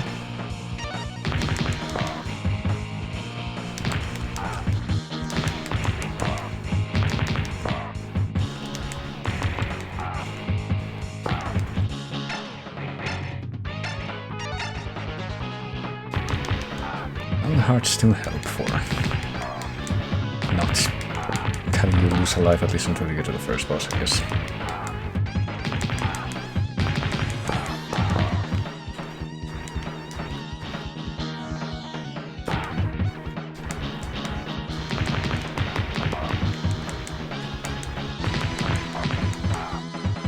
Shit, the heart actually disappeared. I was actually saving it for after, I got hit by those guys a couple of times. But suppose I might have seen that coming.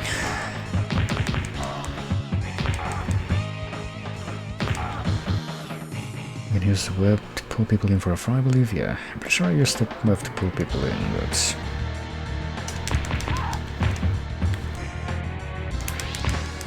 There we go. It seems like I can't really tell easily when that happens and when he does the shield instead. Okay, so don't stand next to them when they're like standing. Seems to be a good idea for this fight. Just like try and sound them a little, but I mean I gotta lose lives either way.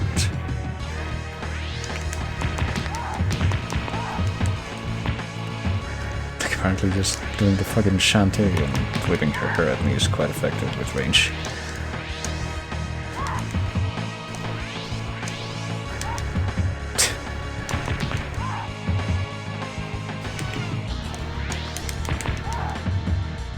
Apparently she's also quite a bit harder to beat up than her friend was.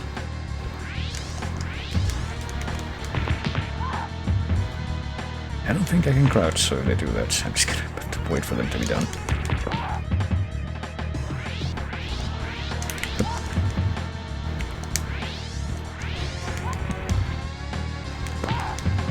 Alright, there we go.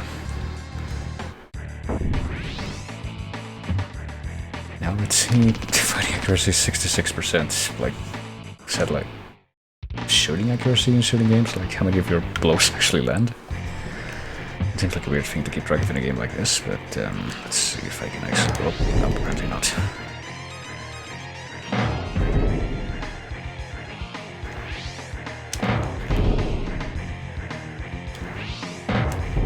Okay.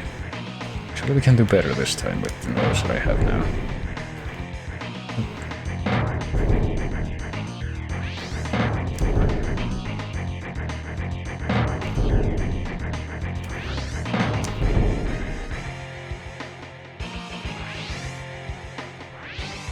Oh shit.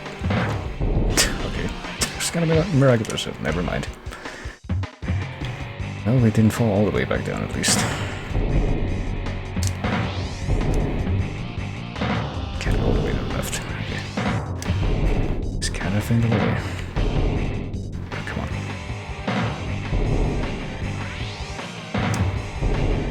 Like it. Doppelganger didn't do jack shit the first time that I did this. He just kind of showed up, but he never actually became a thing that could knock me out of the air. So I'm honestly a little bit surprised that that actually did end up happening this time. Oh, shit. And that was pretty miraculous, but... Oh, of course. And whenever I say something like that, I immediately get corrected. But yeah, it's kind of fun how that last time that he showed up, he literally just comes out of nowhere completely unannounced and untelegraphed and just does that shit. It's not very cash money of him. Come on.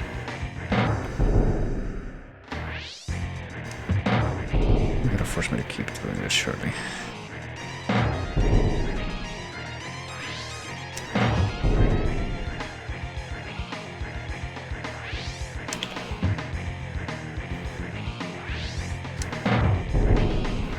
Make it, please. There you go. Alright, we got about 3 minutes to see if we can do another attempt at this let's go boss fight.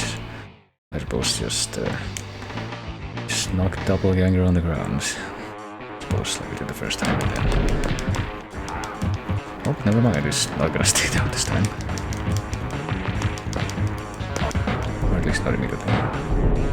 Wait, what? Okay, well that certainly went differently, but... Meanwhile, in the offices of the Daily View, friggin' Carnage just lets himself in. I don't know what the hell happened last time where fucking Doppelganger just got knocked down after one hit and did not get back up.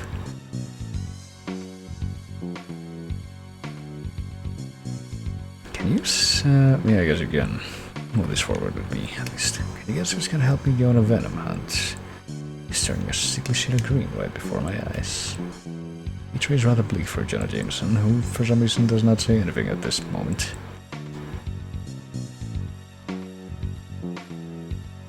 Meanwhile... ambitious punks don't do it first. My ribs will kill me. I guess we completed the rooftops at least. Let's check out the alleyway. Based on how I did, I don't expect to be able to get much farther. I suppose I immediately got corrected for thinking that it was going to be any easier than something like Streets of Rage.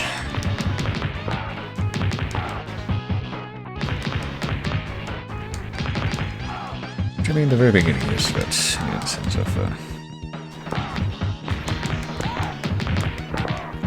pretty sure we can say quite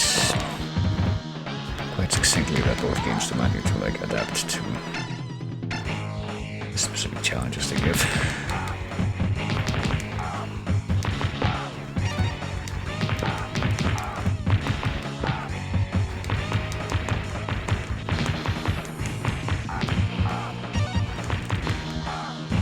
Hey, we saw Lizzie again, and there's Dana, I think was her name.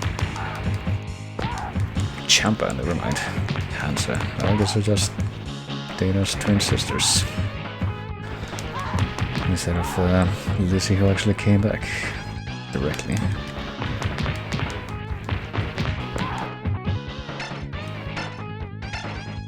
And now Hansa has gone up to the Luft when flying. Others. Lizzie's twin sister, Linda. I'll be taking that before it actually goes away this time. Thanks very much.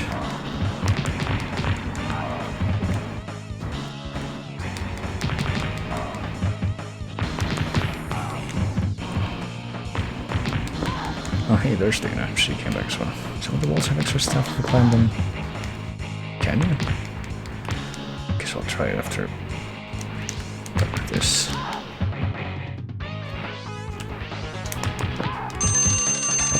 Time's up now, but doesn't look like I can climb this wall in particular, at least. Guess I'll see if I can get to the end of this stage or what have you, but guess I'll try to climb a few walls, but I don't really know if there's any way to tell which ones you can.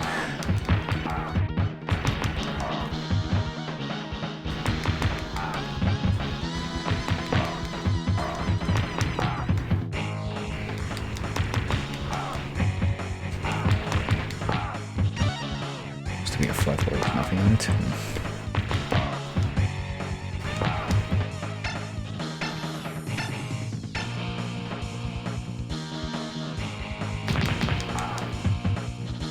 So I guess these big cobblestone walls don't necessarily count.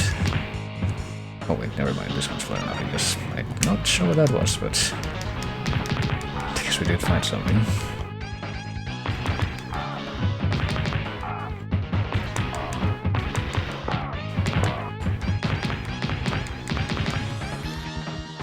Jeez.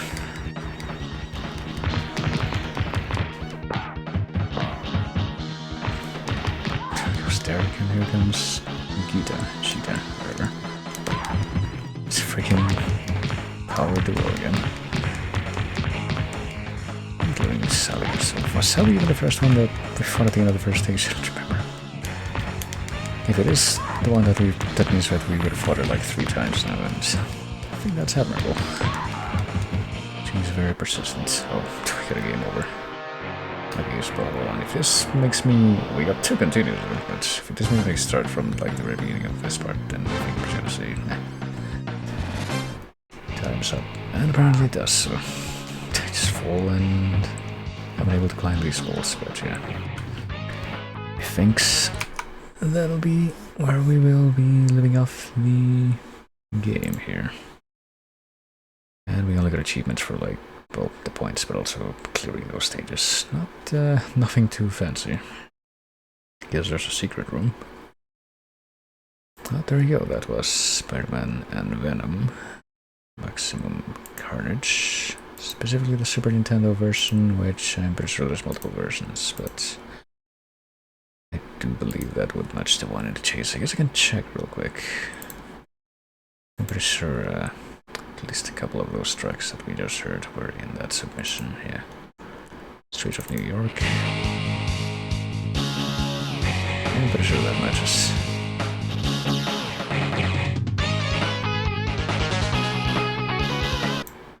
Stage BGM 2.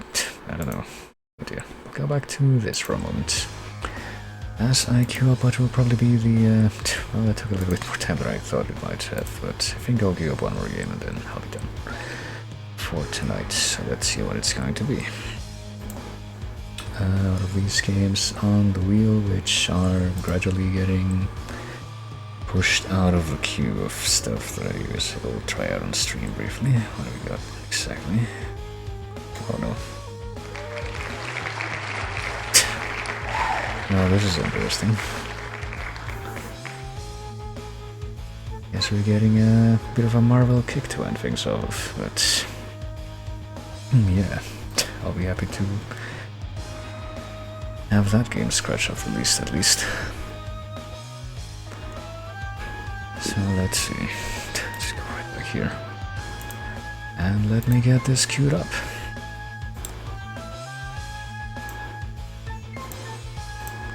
Right after I unpack it, because I'm pretty sure there's absolutely no reason for me to do that in the time leading up to this, but another a reason has been manufactured. This should be another thing.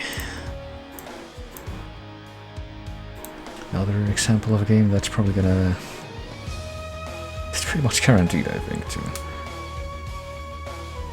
not leave me in good shape when I attempt it, but let's see here. Here it is. It does have a... God, that's even the fucking symbol for this game's profile and retro achievements. Let's go ahead and pause this because that is like the one saving grace of this game. And the freaking Fallen soundtrack. Oh yeah, Silver Surfer. Having a chat with Galactus, another Marvel hero who had weird stuff done to him in the movies. There's stuff happening from beyond, even though the evil forces of the magic domain are almost upon us, and by recovering the cosmic device can all be saved. So yeah, Galactus being very like, yeah, let's actually do something that isn't completely shitty for once. Guess it's life depends on this only so I can... because I have to pick this then. So I can keep on eating planets, but... I don't think it even really makes sense because... You know, spoiler alert, if you actually somehow see the ending of this game... I'm pretty sure the final boss is supposed to be Mr. Sinister or something. As per the picture. Like in this style of picture. Even though the actual boss looks like a weird droopy blob golem thing, I don't know. This is technically one of those games that I did play and cheated the hell out of back in the day, but I guess we'll just pick this dino dude to start. Reptile. I think these are all supposed to also be characters from the comics, but I don't think I've heard of any of them outside of the context of this. Alright. Let's do it. What's the worst that could happen? What could possibly go wrong?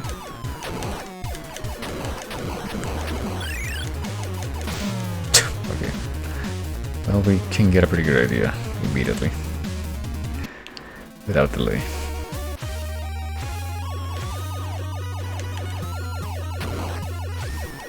This invincible rubber ducky. Oh, we already died again.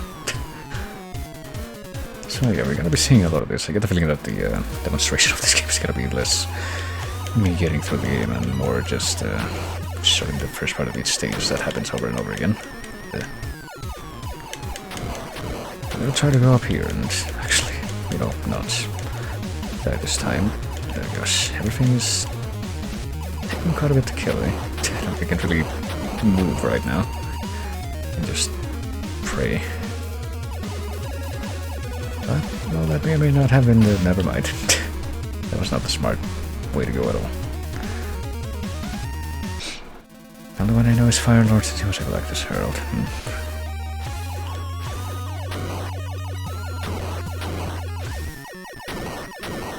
Actually, I was surprised that I was able to move this far down and not get hit, or like die just from touching the bottom of the screen, but whatever, I'll take it. F. I guess the smart, this is like one of those games that you really, if you have want any hope of beating it legitimately, you pretty much have to memorize it. Like what all the better options, all the best options in every turn are, like with Castlevania Haunted Castle. Game that is freaking impossible to, oh jeez. To beat if you don't do that. At least it's a pretty short game. I don't know, I don't think this game is even as short as that. Alright, let's get past Gex over there. I guess we're just gonna stick to the bottom of the screen the entire time.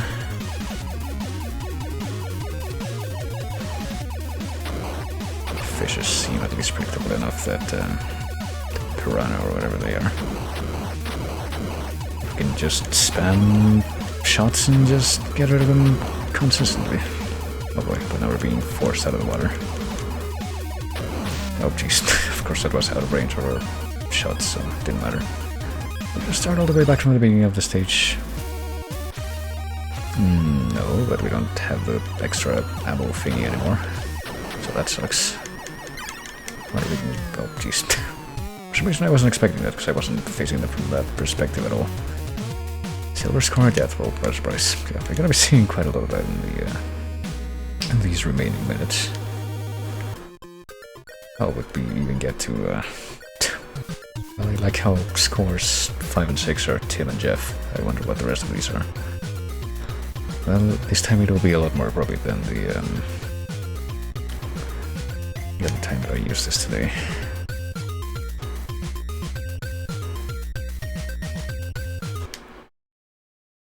Let's... Wait. Does continue entail the same stage? Yeah, no, fuck that. We're resetting this.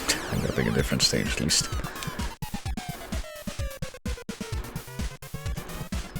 Yeah, Silver Surfer sure does exist.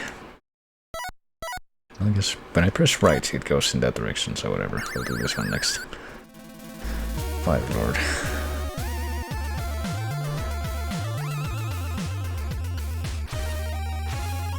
This time it's top down.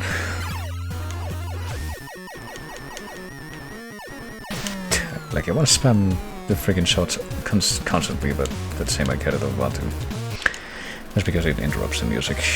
But that happens a lot in, you know... Jeez. In these old hardware music games that share channels for a bunch of different stuff.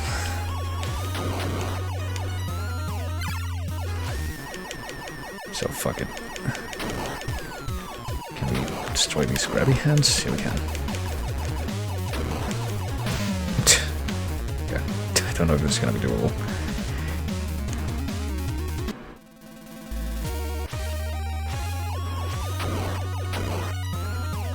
I don't even know what this F stuff does that I keep grabbing, but...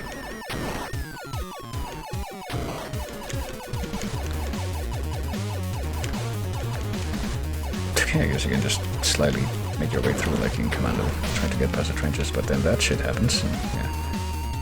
I mean, maybe if each of these things died in one hit, this would be a bit more reasonable, but at this point, I guess I technically don't start right from the beginning here.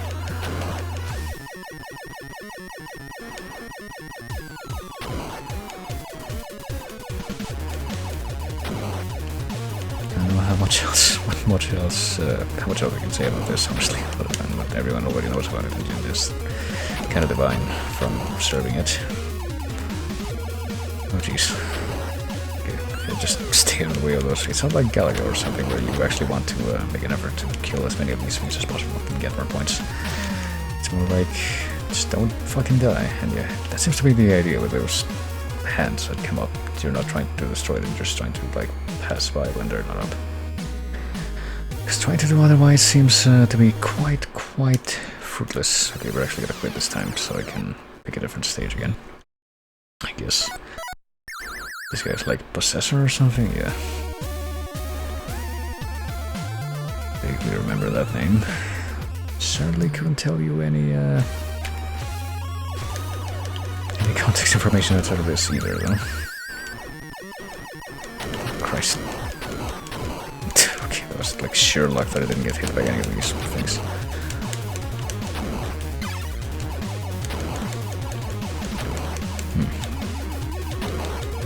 Ironically enough, I feel like this particular stage seems, at least aesthetically, like the least terrible one of them so far.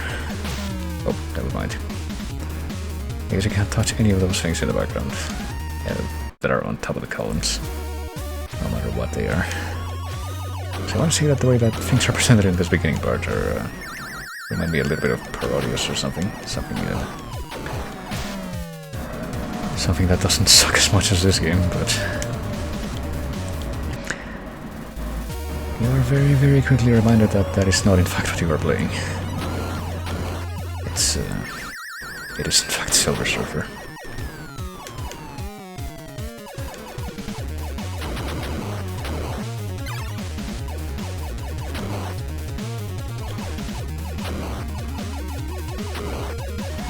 Destroy these green things that are on the columns. Nope, we cannot. How many lives do we have left? I think I can at least see where the lives counter is. We have +1, +0. Except we probably are done at this point. Now we have one more left, I think, because it does tell you like to pop up the retro achievements pop up like when you've actually lost all your lives after score was, I'm pretty sure. Stay out of the way of these things, please. What the fuck is that pattern? Like, it doesn't even seem like these things move in a pattern that you can discern easily. Okay, so don't even bother trying to shoot anything down there, just shoot everything up here that can actually be destroyed.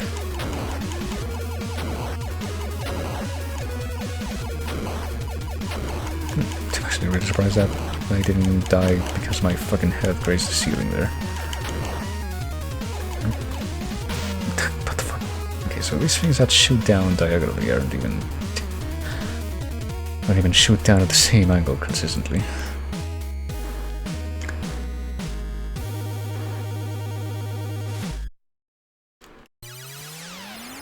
Now let's try the remaining two stages. See what we can get out of those. I don't know if I'm getting more out of this game or out of the Evangelion game. But certainly, I mean, I will say this much with the Evangelion game. I wasn't sure exactly what to expect. In this one, I pretty much have that knowledge beforehand, so that just kind of makes things a bit less of an interesting experience, you might say, at least from my perspective. So I have absolutely no idea which of these things, this is the problem that gets brought up in this game. I have no idea which of these things will kill you if you touch them and which ones will not. Okay, so I'm guessing that Emperor is supposed to be like just a scroll character. Okay, so I can't touch the embossed texture, just not the things that shoot you from it. Oh Christ. Well, I think I'm gonna lose all my lives very quickly in this one. Just like with all of the other ones. I wasn't expecting it to be that quick though. Okay, so stay down and stay back so that these things don't actually... Never mind. So I think you have to shoot them dead center too to actually be able to damage them, which does not help, so forget it, just...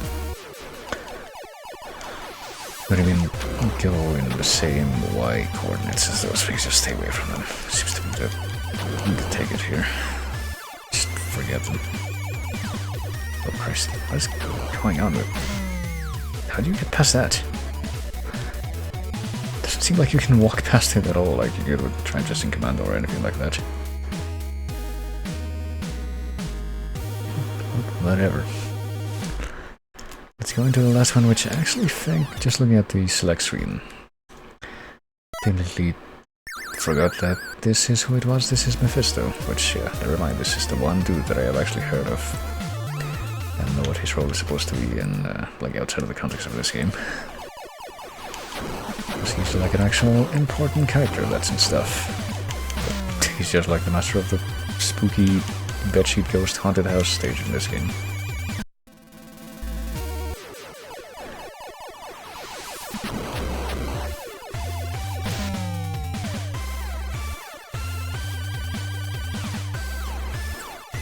Okay, can I get past these ghosties?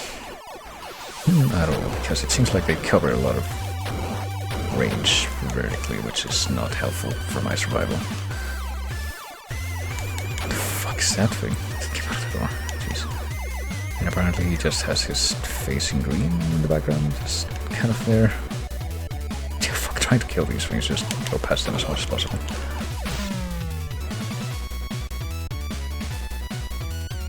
Seems to be like the only sensible strategy that you can possibly follow if you're trying to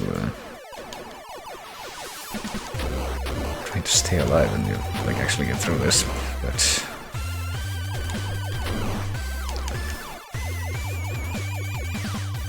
like here, the only thing to do is to go past these things. No, never mind.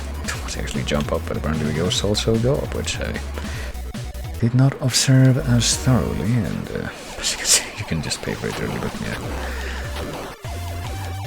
I don't know, I'm just kind of nitpicking everything, but I feel like everyone who knows anything about this game knows all that already. The game is not good. And the one saving grace is, surprise, surprise, the music. So, at least we're able to hear that. Able to hear which of the stages have two different stage tracks, I guess. Mephisto and Emperor stage have the second stage theme, and all the others have the first one. At least the ones that you can pick from the beginning. There's also like the fucking final stage, which I know exists because of cursed, oh fuck, forbidden knowledge. We're supposed to like fight Mr. Sinister at the end, except it doesn't look like him at all. Oh well. Well, we demoed all the stages, but we're clearly not gonna come close to actually finishing any of them, but I guess I might as well go with the reptile one again. Because right now I'm just like trying to figure out the least painful way to pad out the remaining 6.5 minutes that we got for this game. So I can at least say that I paid my dues to stuff that I said I was going to do.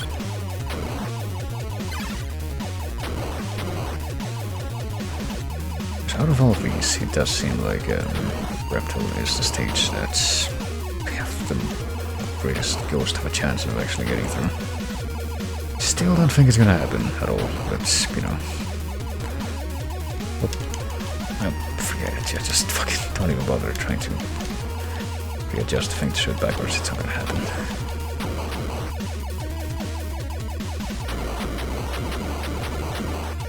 Stay underwater, shoot the piranhas as much as possible, ignore Gex up there and his fucking turret. Try as many piranhas as possible, but don't go crazy. We're trying to think that we need to move out of the safe zone, so we can at least go this far before being forced out of the water. But then I'm pretty sure the reason I died here the first time that I got what the fuck. Okay, I guess we can't touch that briefing at all. Now we're past it? Question mark. I think we're... No, I think we're a little bit behind where we were before. Just kind of have to hope that now the piranhas are at the bottom here are going to jump upward and fuck me over that way. Okay, well now I know that you can't touch this thing, I'm gonna try to like go way above it and hope that this is good enough. Don't jump up again, motherfucker, come on. Are you gonna jump up? Yes, you are. Oh, and that guy's gonna come out. So yeah, I don't know. I don't know if this is something that anyone can expect to beat without having everything memorized and like being super ultra instinct mode for the entire duration of each stage. At least not if you don't cheat, which is, like I keep saying, the only way that I managed to see the end of this game many years back. I really didn't have anything better to do during that time, I guess.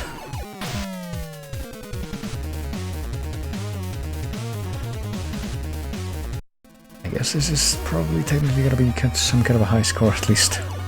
I can tell myself that, as if that somehow makes everything better.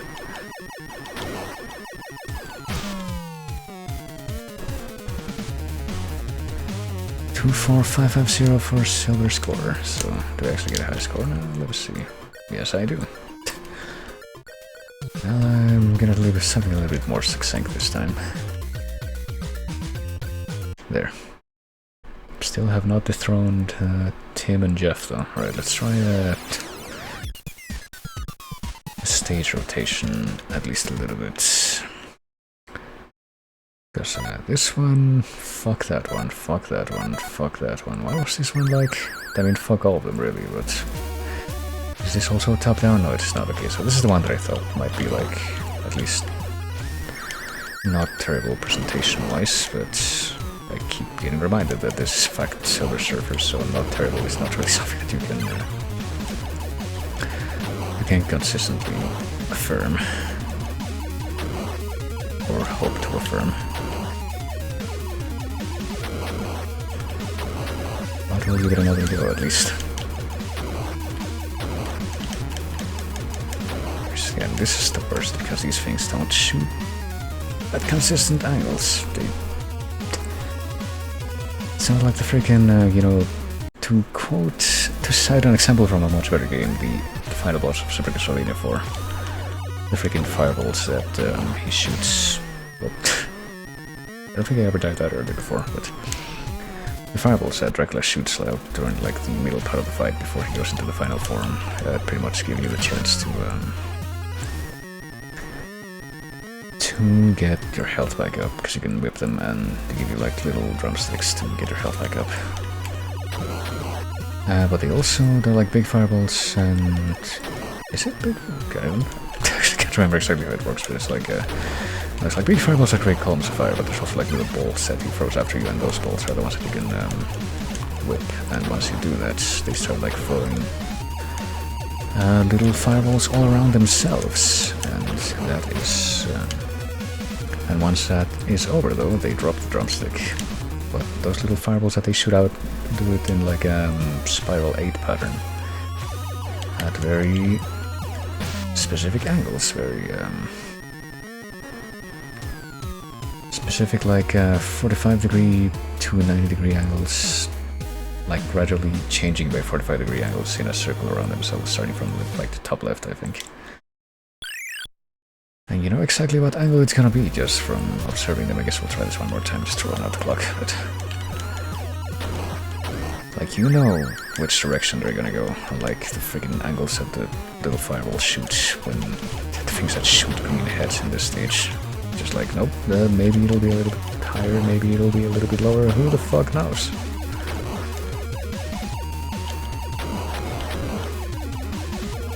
How the fuck are you gonna avoid that? Like, the only way that it seems like you have any hope of getting through these stages most of the time is to just fucking... You can't even shove through these columns, so you can't even get rid of the things that shoot them out, so that's completely out of the question. And like, B doesn't do anything, so it's not like you have any other attacks that you can rely on.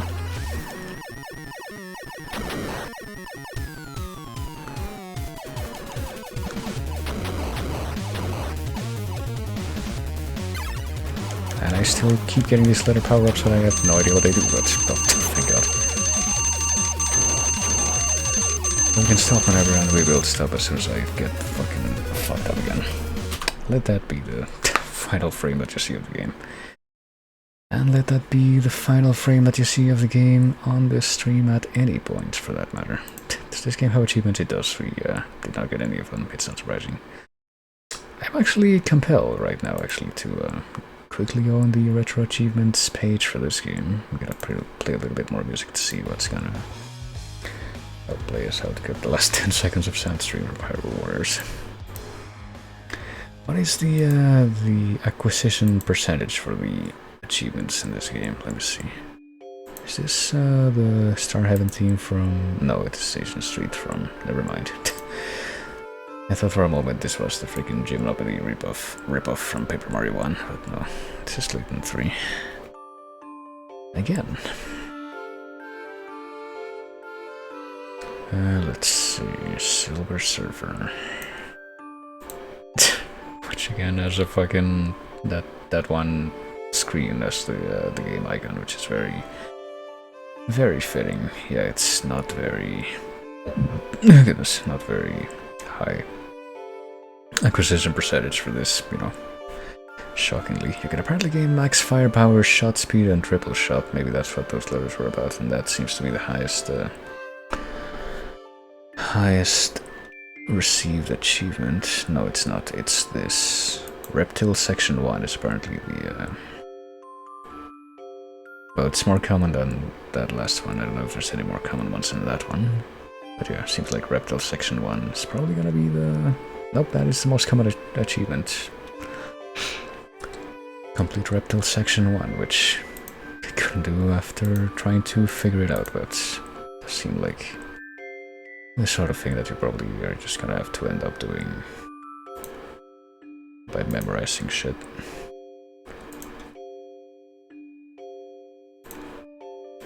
Oh yeah, that's that was Silver Surfer, and that is going to be the end of this, I suppose, second retro grabbag stream that I do. Let me get this flashing clock off the screen as well. There's no more purpose to it at the moment. Certainly going to have to scratch these games off the list of stuff that I haven't demoed on stream, and there's actually a couple of other games that I wanted to get ready to put on the list, but ran into a couple of problems with them.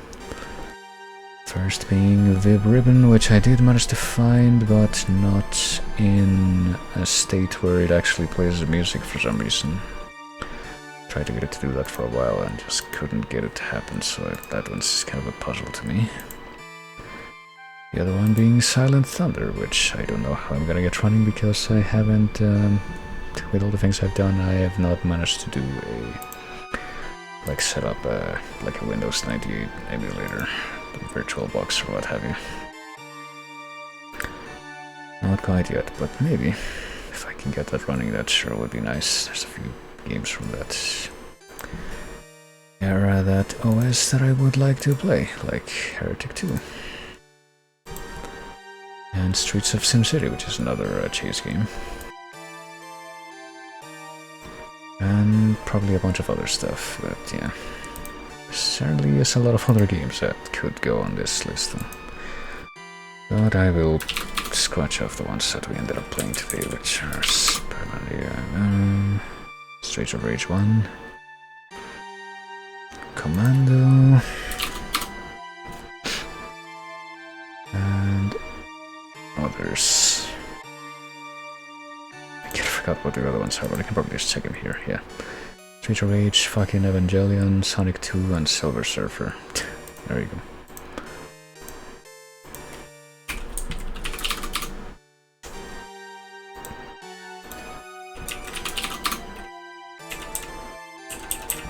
Card is on here, so that's something. I suppose I should, you know, speaking of Card, that's probably one of the games I should at least test before I keep it on that list, but whatever. But like I said, I think I'm just gonna go ahead and end things off for the time being. I will go to the end of stream section. I guess it's quite fitting that we're getting like the freaking ending theme, I'm pretty sure. Yeah, it's like one of several themes that you hear in the ending of Demon's Crest, I'm pretty sure. So it's quite a fitting way to play things out, so yeah. Maybe going back to streaming with some kind of regularity, I suppose we shall see. I don't think I will be streaming again tomorrow, but I will probably try to do it again this week. I'm thinking maybe not tomorrow, but maybe on Thursday and maybe on Sunday as well. I don't know, we shall have to see. Possibly combined with a quite possible Friday stream as well. I've been having quite a few of those recently. The stars have certainly aligned on that front, but yeah. Like not Wednesday, Tuesday, Thursday, Sunday for stuff that I do by myself seems like a tentative schedule that I may be willing to try out at this point. So we'll see how it goes. Yeah, probably around the time that I had today, or maybe a little bit earlier, hopefully, if anything. But probably aiming for this as an ending time regardless, but yeah. Well, more on that later, you know. Sort of keep people posted in the Discord, which you should join if you are not in there already. Well, I'm just gonna end things up in a moment here, but the panel is below the stream, so, you know. But yeah, that is where I will be ending things off for the time being. And maybe I can, since I have so many of these retro grabbag games, that I could do in like a stream similar to this one. I could maybe try to make this like a semi-regular thing, at least. So I can go through these and figure out which of them I actually want to like play more of later. But for now, I will merely say Yolda Grisi, thank everybody for coming like always. Thanks for chatting, always great whenever people chat. And thanks to the Midnights for the raid, thanks for everybody who hung out. And I will be seeing you later, probably on Thursday, if there's any luck, like I said, but we will see. But yeah, later.